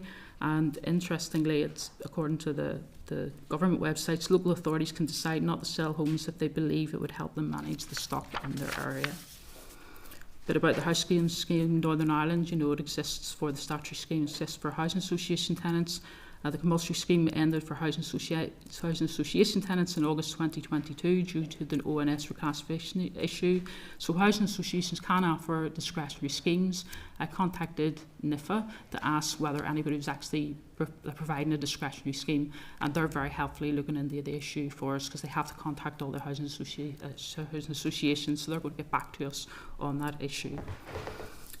As you know, the Minister, in your discussions with him last week, had no plans for a moratorium. He felt that building more houses was probably the answer, but sort of mentioned briefly issues around eligibility could potentially be looked at. Just to let you know that some housing bodies, Chartered Institute of Housing Northern Ireland, and their agenda for change, also housing rights, they have called for a cessation of the house sales scheme for housing association tenants. And that sort of concludes the presentation. Okay, thank you. That's a very useful gathering together of all those, and there's some useful ideas in there. I think the idea of the local councils having a kind of some say over what's appropriate in their areas is useful. It jumps out at me, the piece within the Scottish one, by ending the right to buy, and I'm quoting from their document, by ending the right to buy, we're protecting up to 15,500 social homes from sale over the next 10 years and safeguarding this stock for future generations. That's quite a powerful line, but I'll take questions from members. Ciara? I suppose it's more a statement. We're consciously aware of 88,000 people on our waiting list, 3/4 of which are in dire need. And as you've mentioned in your report, which is really good to know because I wasn't aware that around the housing associations there's that discretionary element. So we practically have nearly 480 homes a year being sold. We currently have a house build of 600 and we have a housing crisis. I think it's absurd that the Minister isn't willing to reconsider his current position, and given the current crisis that we're in, and now given your evidence and your report, I would just urgently ask the Minister today to reconsider his position. And at least as a minimum, given the crisis we're in, a suspension on the current house sales of social homes. Particularly I think in light of the very clear signal from across the water, some areas have already moved decisively in the area, and England is itself actively looking at it in the context of a homelessness crisis, and we're similarly in that crisis. I think it's incumbent on us to wonder why we wouldn't be considering such a move. Go ahead, Kelly. Did you come across anything where the housing executive have certain types of homes that they don't allow to be part of the right to buy scheme? We know that there were 6 houses built under the retrofitting scheme, so that's outside of it, but flats and maisonettes and single ones. So I'm just wondering, why is there rules for some types that don't have to comply with the right to buy, and then there's other rules? So why can't those rules be extended, to everything? So I know that we're told that it's ONS's decision, but I just don't get how, if there was any information, why some properties are outside the scope and some are in. So they do restrict. Is it some sort of types of bungalows that they restrict as well? It is in their house sales scheme guidance that they issued, so that's probably a question the committee might want to consider directing to the housing executive. Just to Chair, to make all aware, there is a potential, actually, the Labour government could be bringing forward a restriction on the ability to sell homes that are not at SAP rating A. And if that happens, I don't think any of the housing executive houses will be able to be sold. So, Morris first, and then I'll come back to you. Just a query. Would it be possible to find out how many houses purchased under the right to buy have actually ended up in the private sector as private rental? I forgot to mention that, so I did have a look at that issue, and there was no data for GB. It's maybe not collected. For Northern Ireland, again, difficulties because there's been a lot of houses have purchased through right to buy, and they maybe have moved in and out of the private rented sector. So the only thing we do is take a sample, say of 2 years house sales, and cross-reference that to the landlord registration scheme. But that's really resource intensive for us because we would have to go through each address, and we'd also have to get the information from the Housing Executive, make sure we're compliant with data protection as well. There is potentially some way, but a very complicated way to do it through housing benefit data as well, but we don't have that data, and we would find it quite difficult to give you a concrete picture of exactly how many have left and went into PRS. Thank you. Melissa, and then back to Brett. Yeah, just on that comment about the Labour Party and their commitment in terms of the right to buy, and I think it might be limited to new builds. Yeah. And if that is the case, it's of no use to us here, given the very fact that we're going to have very few new builds on the horizon, and really that what we should be looking at here is how it would be extended to embrace houses that are already built and built for a very long time as well. Thank you. Brett. It's probably in the Housing Executive document, but whether you can remind us, are you aware of the conditions of if a house is purchased under right to buy in terms of it then being sold on? I mean, I can understand arguments on both sides of this issue of wishing to preserve the social housing stock, but also for those that have been long-term tenants to have the opportunity to become a homeowner, and to make that progression and for their individual advancement. But there are some conditions in terms of how you can't sell it on within so many years. Is that right? Within 5 years, I think you have to pay back some of the discounts. I'll check to make sure it's I know it's probably correct. in the Housing Executive document. But I think if it's sold within 10 years, then you must offer the property to the Housing Executive in terms of to purchase that, and they may then ask some housing associations that we don't want to purchase it, do you want to purchase it? But I'll just confirm that with the Housing And how do they monitor that? I suppose with something we can take up with them just to ensure that the scheme's not being abused. That's a very good question over how they monitor that. It says it on NI Direct, if you sell within 5 years, you must pay back the full discount received. And if you sell within 10 years, you must give the original landlord the opportunity to buy the property. Okay, so in terms of monitoring, I'm not sure. I will ask the Housing I wonder if that has ever actually happened, to be quite honest. Yeah. Hopefully there's some section in the Housing Executive monitoring properties which have been bought under right to buy. Sure, just quickly on that point around, can we ask the Housing Executive how many occasions they've had the right to consider purchasing the property back? Yeah. On how many occasions? Within that 10-year window where an individual's went to sell it, that they've had the ability to consider purchasing it, and then obviously how many occasions they did do so. Okay, members, thank you. So if there's no other questions, we'll let Eleanor go. Eleanor, thank you very much. Those are very useful pieces of work for us, and we'll be coming back to them again and again. Thank you. Members, before we go on to the next item, we want to take a short comfort break there, so maybe just 5 minutes if we could start again at 11:30 or as close. Take a 5-minute break and back and go again for our next briefing. Thank you. I'll ask the clerk to take us out of broadcast. Committee Room 29. Sound.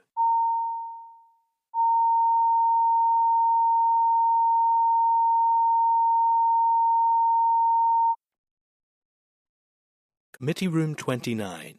Sound.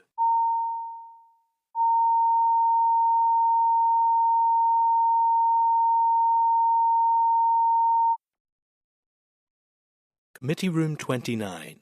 Sound.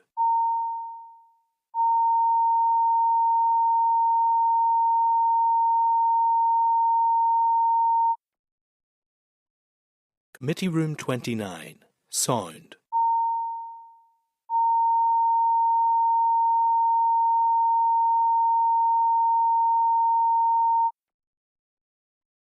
Committee Room 29. Sound.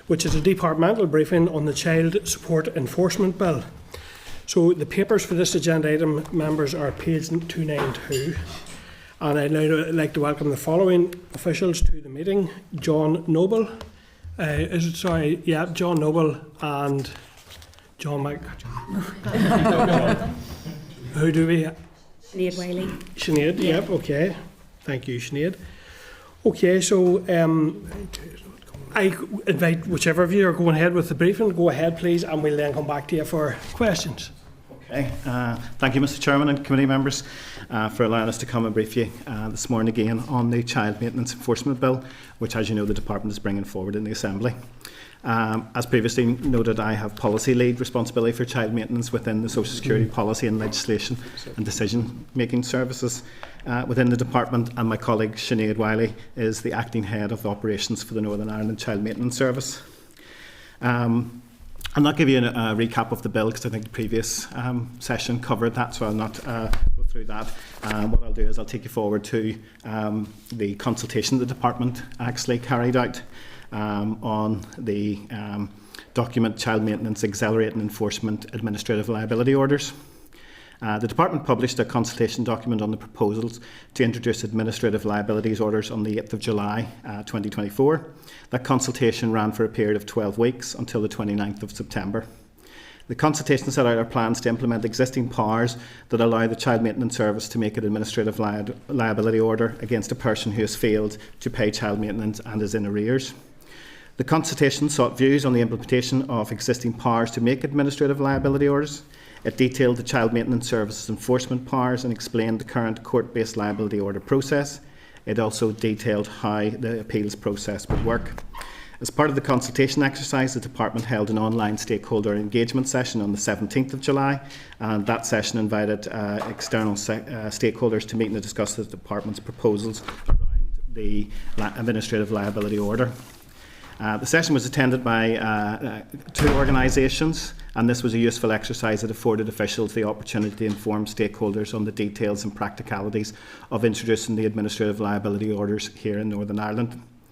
As the Department for Communities consultation only closed on the 29th of September, you may wish to know that officials are currently still fully analysing the responses received. Whilst the Department finishes that analysis, we will of course then publish a formal report in the consultation, which will be published in due course. However, this morning I can provide the committee with a summary of the analysis conducted so far. A total of 12 responses were received by the Department. However, not all respondents provided comments on all the proposals outlined in the consultation document. 10 responses were from individuals and 2 responses were from organisations. Some of the headline responses to the consultation that may be of particular interest to the committee are summarised as follows.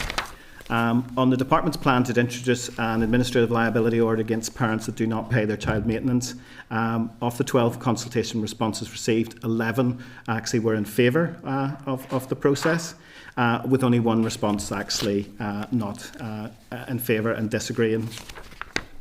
On the proposal to give paying parent a notice period of at least 7 days before an administrative liability order is made, 20 days in the terms of an overseas case, in which the liability order will not come into force if paid.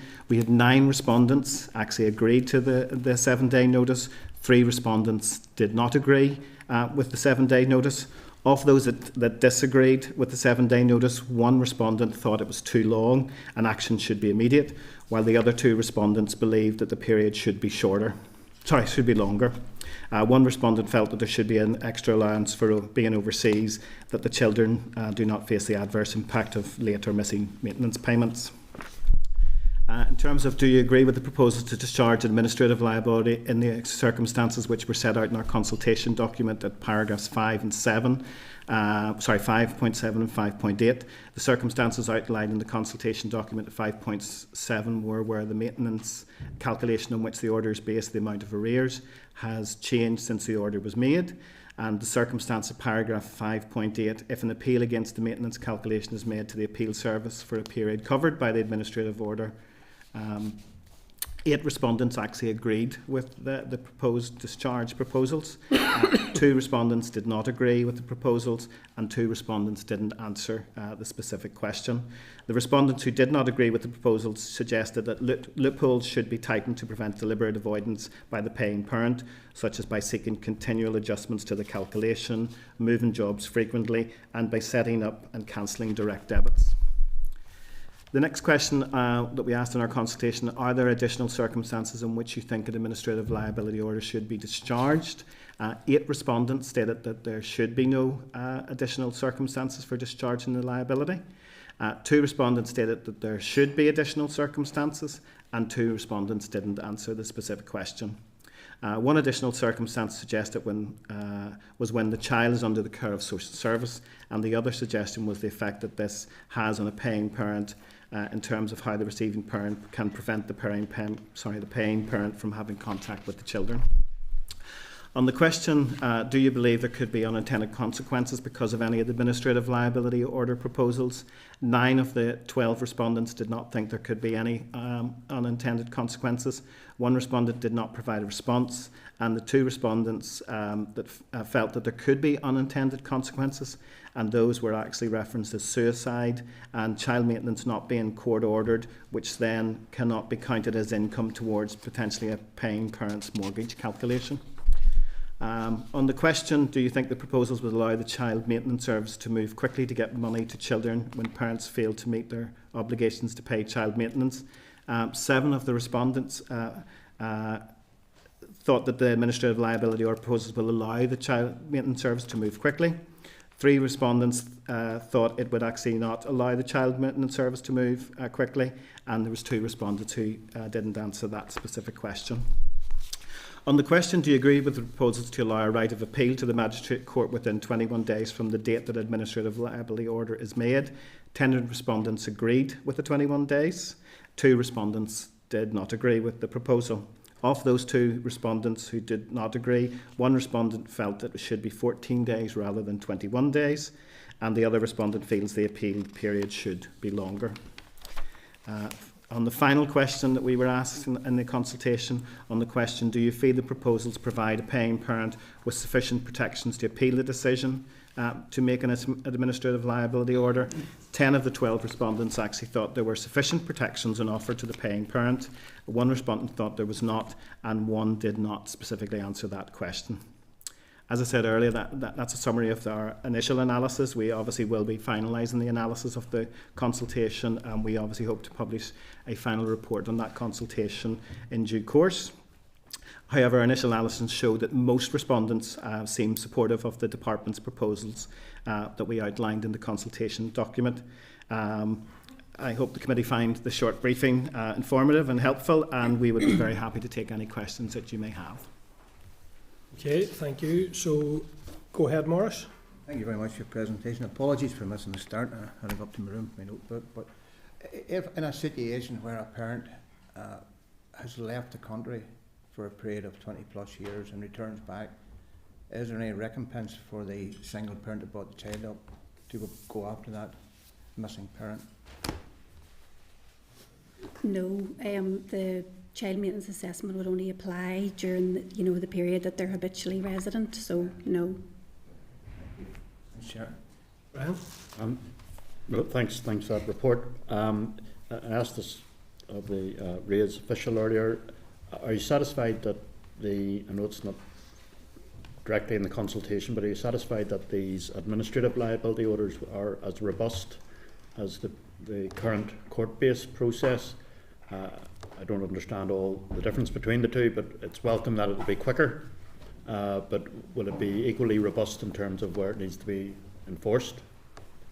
Yep, we'll have exactly the same powers as the court-based one. So yeah, it's the only change to it is that we will do it in-house, so that the process is shortened from that 22 weeks down to an average of 6. Okay, but it becomes legally enforceable. I don't know if that means that ultimately it has to go through court in some way or not. But The administrative liability order will just make the debt legally recognised in the same way as the court-based one does. We will have exactly the same powers after the administrative liability orders in place as we do have currently with the court-based.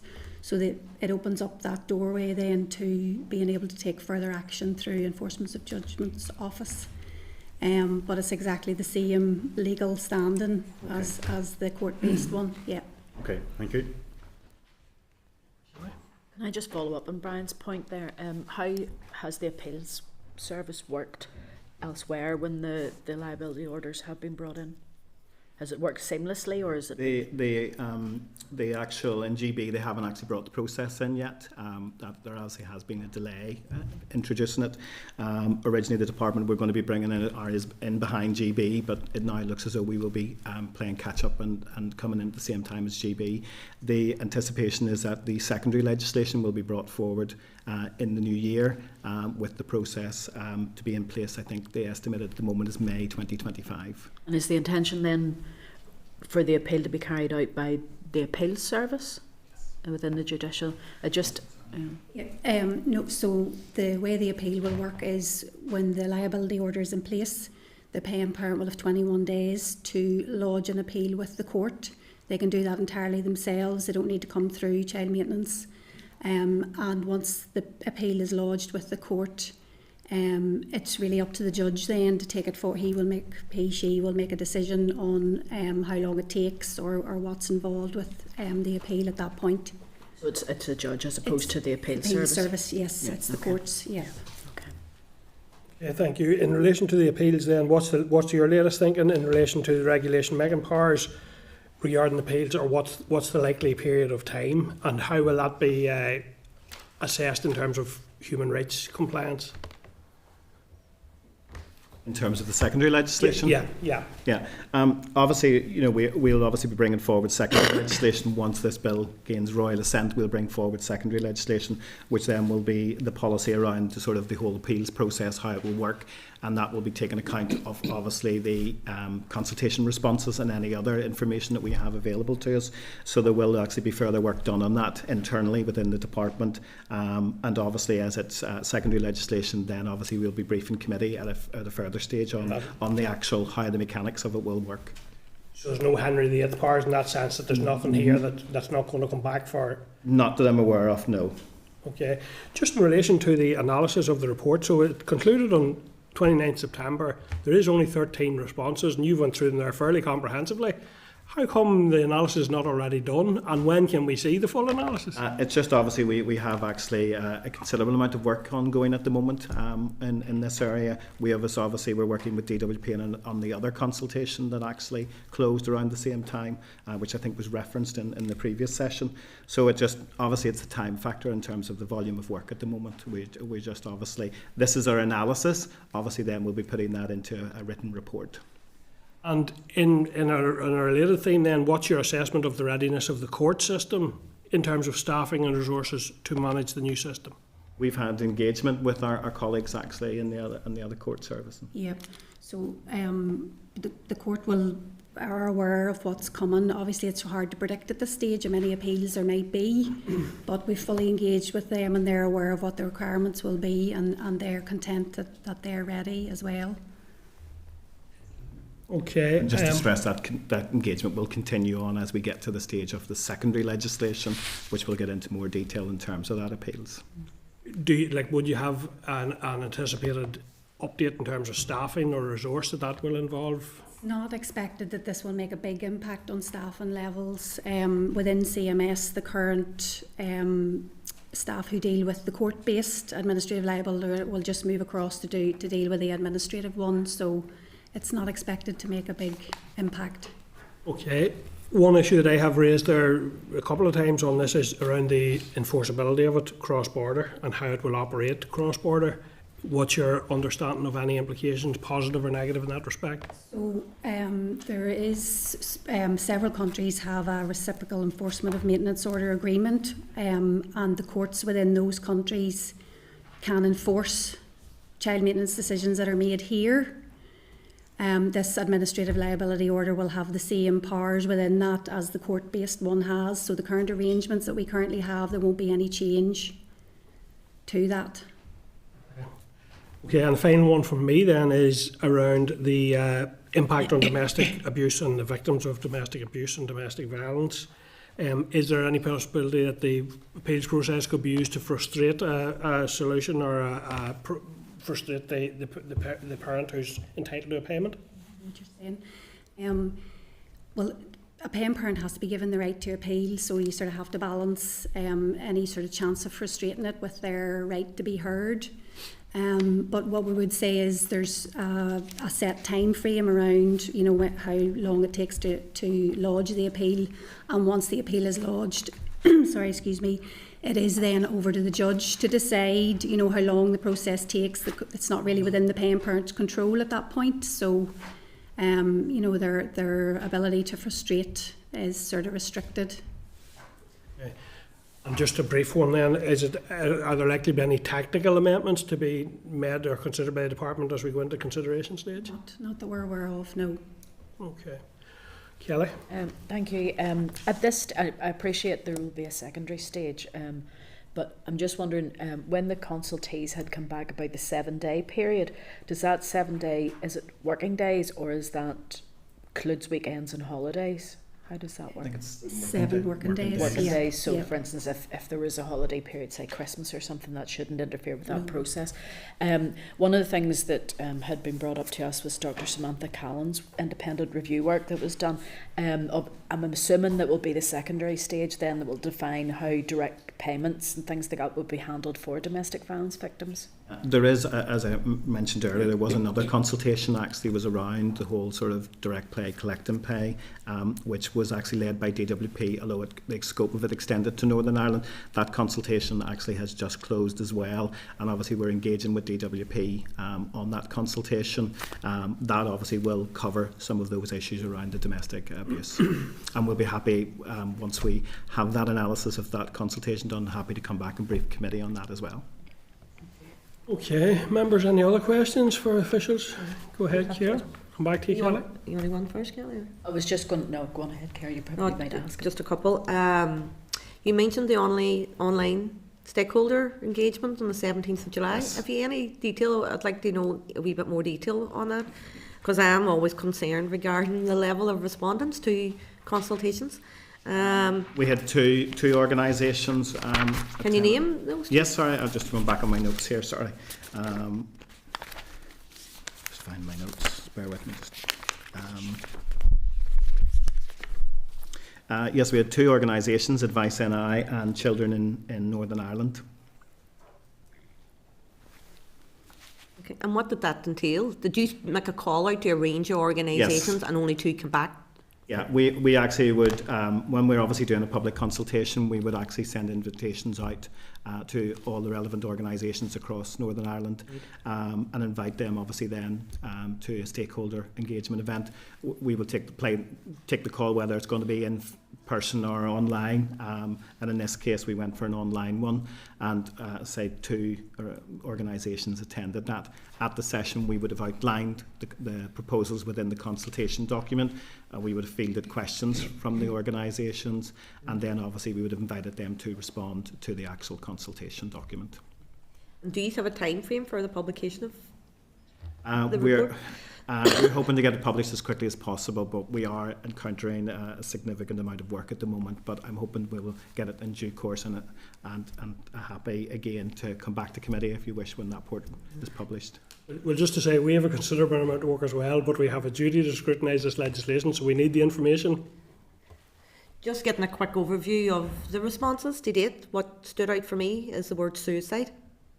You have a small number of responses, and one of the key responses there was the impact it could have, which is suicide. That one response is critically important, I think, to be taken into consideration. We're well aware, and obviously the great work through the direct pay and the collect and pay, you want to see this as a last resort, because anyone that obviously that maybe are going through quite a vulnerable periods in their life, through whether it is through separation, missing kids, etc., they can become quite vulnerable. and all of a sudden, and obviously they can frustrate the system in the sense of direct pay, collect and play, and then all of a sudden there is a legal, the word legal then obviously can really tip people. So given that, and maybe it's within it and I haven't read it, is there any protection in there regarding how you can inform, educate within once it is in its implementation stage, so people are fully aware of last resort, what it is, what it actually means in practice and stuff? These proposals are a last resort, and obviously our advice to anybody is to obviously engage with the child maintenance service as soon as possible at any stage of the process. That engagement is crucial because obviously the staff can actually then help. And I assume they would get lots of support from the child maintenance service. Yeah, I think that is the most important thing, is that this is the last stage, and every notification that they've had right up to this point, they're encouraged to engage with us, talk to us. We can sort this out at any point, even after the liability order's in place. You can still engage, you can still come to an agreement. But just on the suicide awareness, all our staff are trained, to be suicide aware and mental health issues in general. If a customer presents, mentions their mental health or that they're struggling in any way, we do signpost to other organisations that can provide support in whatever difficulty they're having, whether it's financial or family issues or whatever it is. And there is that now we have a direct call transfer with Lifeline, that if somebody is in need of immediate intervention, we can transfer the call straight to Lifeline to get that immediate intervention. So it is something we're very aware of, and we try to make our caseworkers all very aware of it. Oh, thank you for that. And just a final question. It was probably just for the nosiness, the actual calculation, and I know it's HMRC kind of said, but what is the calculation? What's the percent? What is used? We use a percentage of the gross income. It's pulled across from the HMRC interface. Yep. Now, there will be different circumstances for every case. There may be shared care will be considered within that, or there may be relevant other children in a paying parent's household that are considered. So there are variations within that, that we will consider. I can give you a full written, idea of what's involved. That would be useful, just for understanding of it once surely. we're progressing through. No, thank you very much, actually. I just wanted to ask about the new fee structure. So it appears that if you are a paying parent and you're paying regularly on time, that will actually be reduced. Is that my right understanding of this? In the consultation document, proposed consultation document, yes, there would be actually, they have a different fees mechanism outlined in that. And I know that we've been given information that says that if the non-compliant paying parents do not pay their maintenance liability in full or on time, then they would then be put onto the 20%. Have you any ideas at this stage what the non-compliance is? Is that one missed payment or two missed payments, or how does that work? There wouldn't be a particular threshold, but you're really talking about quite a substantial period of time. We have gone through a lot of stages before we would get to this point where we would say this is. And the other thing to bear in mind is that the majority of cases that make it this far are self-employed people, because if they're employed, we'll have been able to deduct money from their wages at source. So the majority of these ones that make it this far have been able to sort of frustrate the system because they're not employed. But it is a small percentage of our caseload. I think it's 2.5% of our caseload that make it this far. And just thinking about that, the new administration liability order, will that incur any further costs? I suppose it's hard to say at this stage, but will the fee structure cover all of that?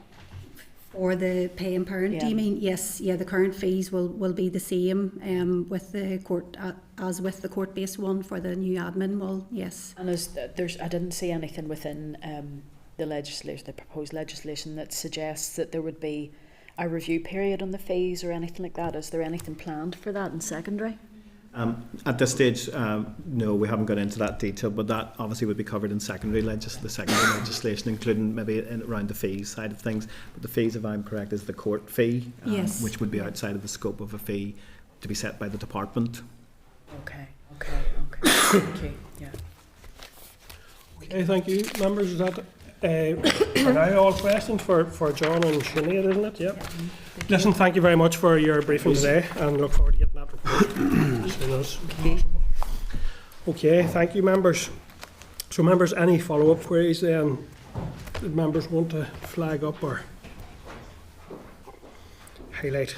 I think I would like a bit more clarification on that fee structure, because it's being reduced significantly for the paying parent, which makes me think that they'll look at this again quite quickly. So if somebody, as it was broken down in our raised paper, the fee structure, it looks as if it's a good news story, but if we don't know how often they could review that, it could end up causing difficulties. Also, it looks like the amount that the receiving parent gets, they currently pay a 4% fee on that. That looks as if it's going to be reduced as well to 2% fee. I think just getting more details on that, yeah, would be useful. Okay, thank you. Okay, members, Clerk, you're content there, yeah? Okay, thank you. So, members, then agenda item 10, we'll have a number of SL1s before us today, so I'm going to work my way through those. Agenda item 10 is SL1, the Social Fund Winter Fuel Payment Amendment Regulations, NI 2024, which are page, I think, 363 maybe of the pack. Sorry. Members, to facilitate implementation of the changes to the winter fuel payment, the Social Fund Winter Fuel Payment Regs NI were made on the 9th of September and became operational on the 16th of September. Committee has been advised by the Department that a recent review of the regulations has identified some minor drafting errors which need to be corrected. The communication states that the corrections can only be made by way of an amending instrument, namely the Social Fund Winter Fuel Payment Amendment Regulations NI 2024. The Department has outlined that the amendments are technical in nature and they will not affect entitlement to or payment of a winter fuel payment under the revised policy this winter. The members of the committee team was in contact with the officials as to what these amendments actually involved, and we have been advised of the following. For Regulation 2, brackets 4, is amended to correct a mistake in the definition of a pensionable age. The definition referred to Schedule 1 to the Pensions NI Order 1995. The amendment substitutes Schedule 1 with Schedule 2. That was a typo. In defining pensionable age, the Department referred to Schedule 1 of the Pensions Order when it should have referred to Schedule 2. So Schedule 1 is being changed to read Schedule 2. For Regulation 5, brackets 2, an amendment is needed to insert reference to the Social Security Commissioners alongside the reference to the appeals tribunals, which has been omitted in error. This power relates to an appeal against a tax credit or relevant benefit. The regulations didn't refer to an appeal to the Social Security Commissioners, so the Department is now adding a reference to the Commissioners. This is to ensure proper protection for people who may be appealing a universal credit or SPC decision to the Commissioners. So the current planning assumption is that the regulations will come into operation by November 2024, subject to the 21-day rule under the negative resolution procedure. So members, do you have any comments, or are you content for the Department to proceed to make this rule to amend? Content? Yeah. Okay, members, agenda item 11, SL1, the Occupational Pensions Revaluation Order, NI 2024 at page 356. The proposed rule specifies the percentage by which preserved pension rights are revalued for members of salary-related occupational pension schemes who leave their scheme before pension age, known as early leavers. A rule has to be made each year to apply to those who attain their scheme's normal pension age in the following calendar year.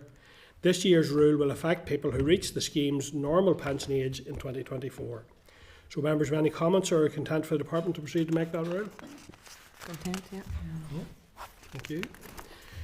Agenda item 12 is SL1, the State Pension Debits and Credits Revaluation Order NI 2024 at page 375. The Pensions Act NI 2015 introduced new state pension for people reaching state pension age on or after 6th of April 2016. This proposed rule revalues new state scheme pension debits and credits to reflect price increases since the debit or credit was created. So members, any comments or in relation to that, or members content for the Department to make that rule? Yeah, content. Thank you, members. And members, the last SL1 then for this meeting is the State Pension Revaluation for Transitional Pensions Order NI 2024.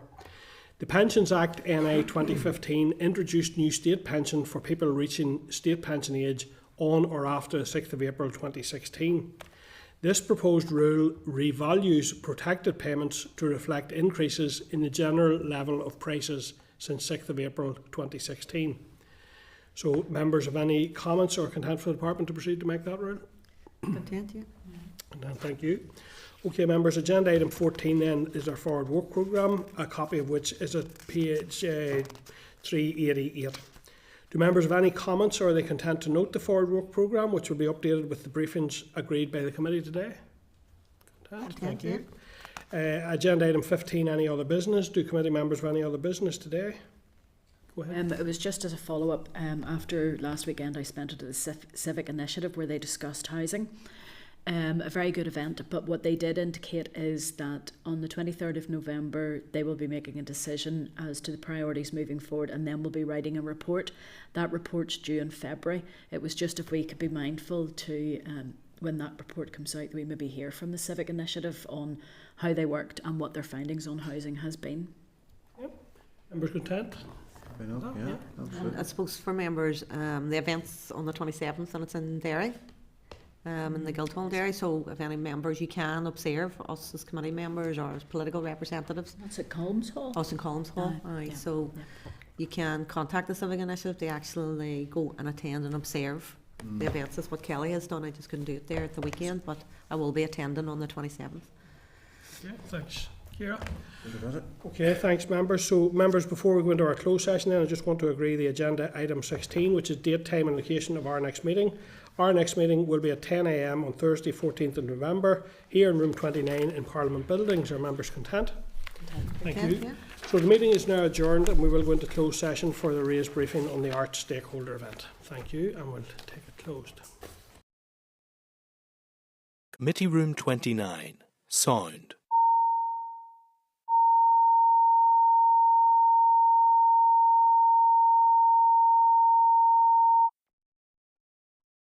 Committee room 29. Sound.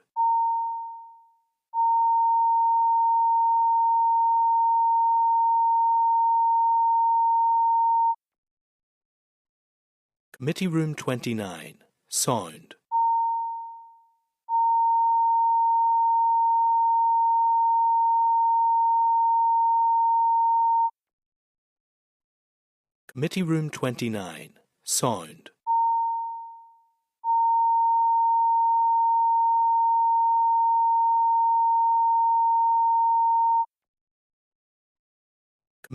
29. Sound. Committee room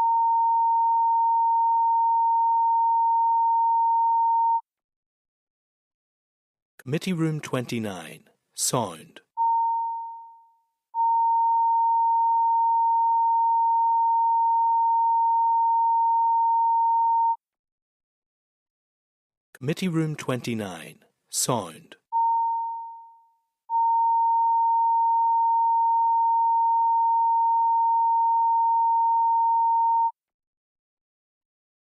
Committee room 29. Sound. Committee room 29. Sound.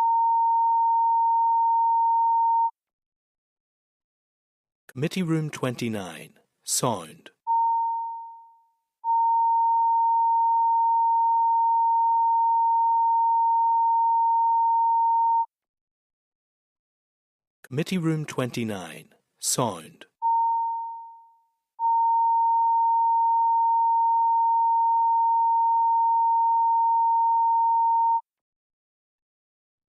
Committee room 29. Sound. Committee room 29. Sound.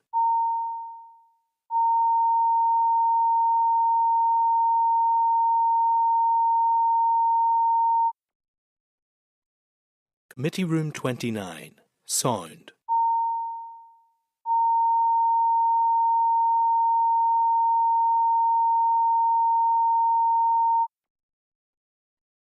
Committee room 29.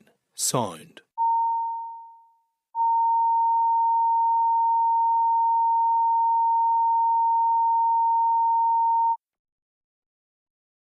Committee room 29. Sound.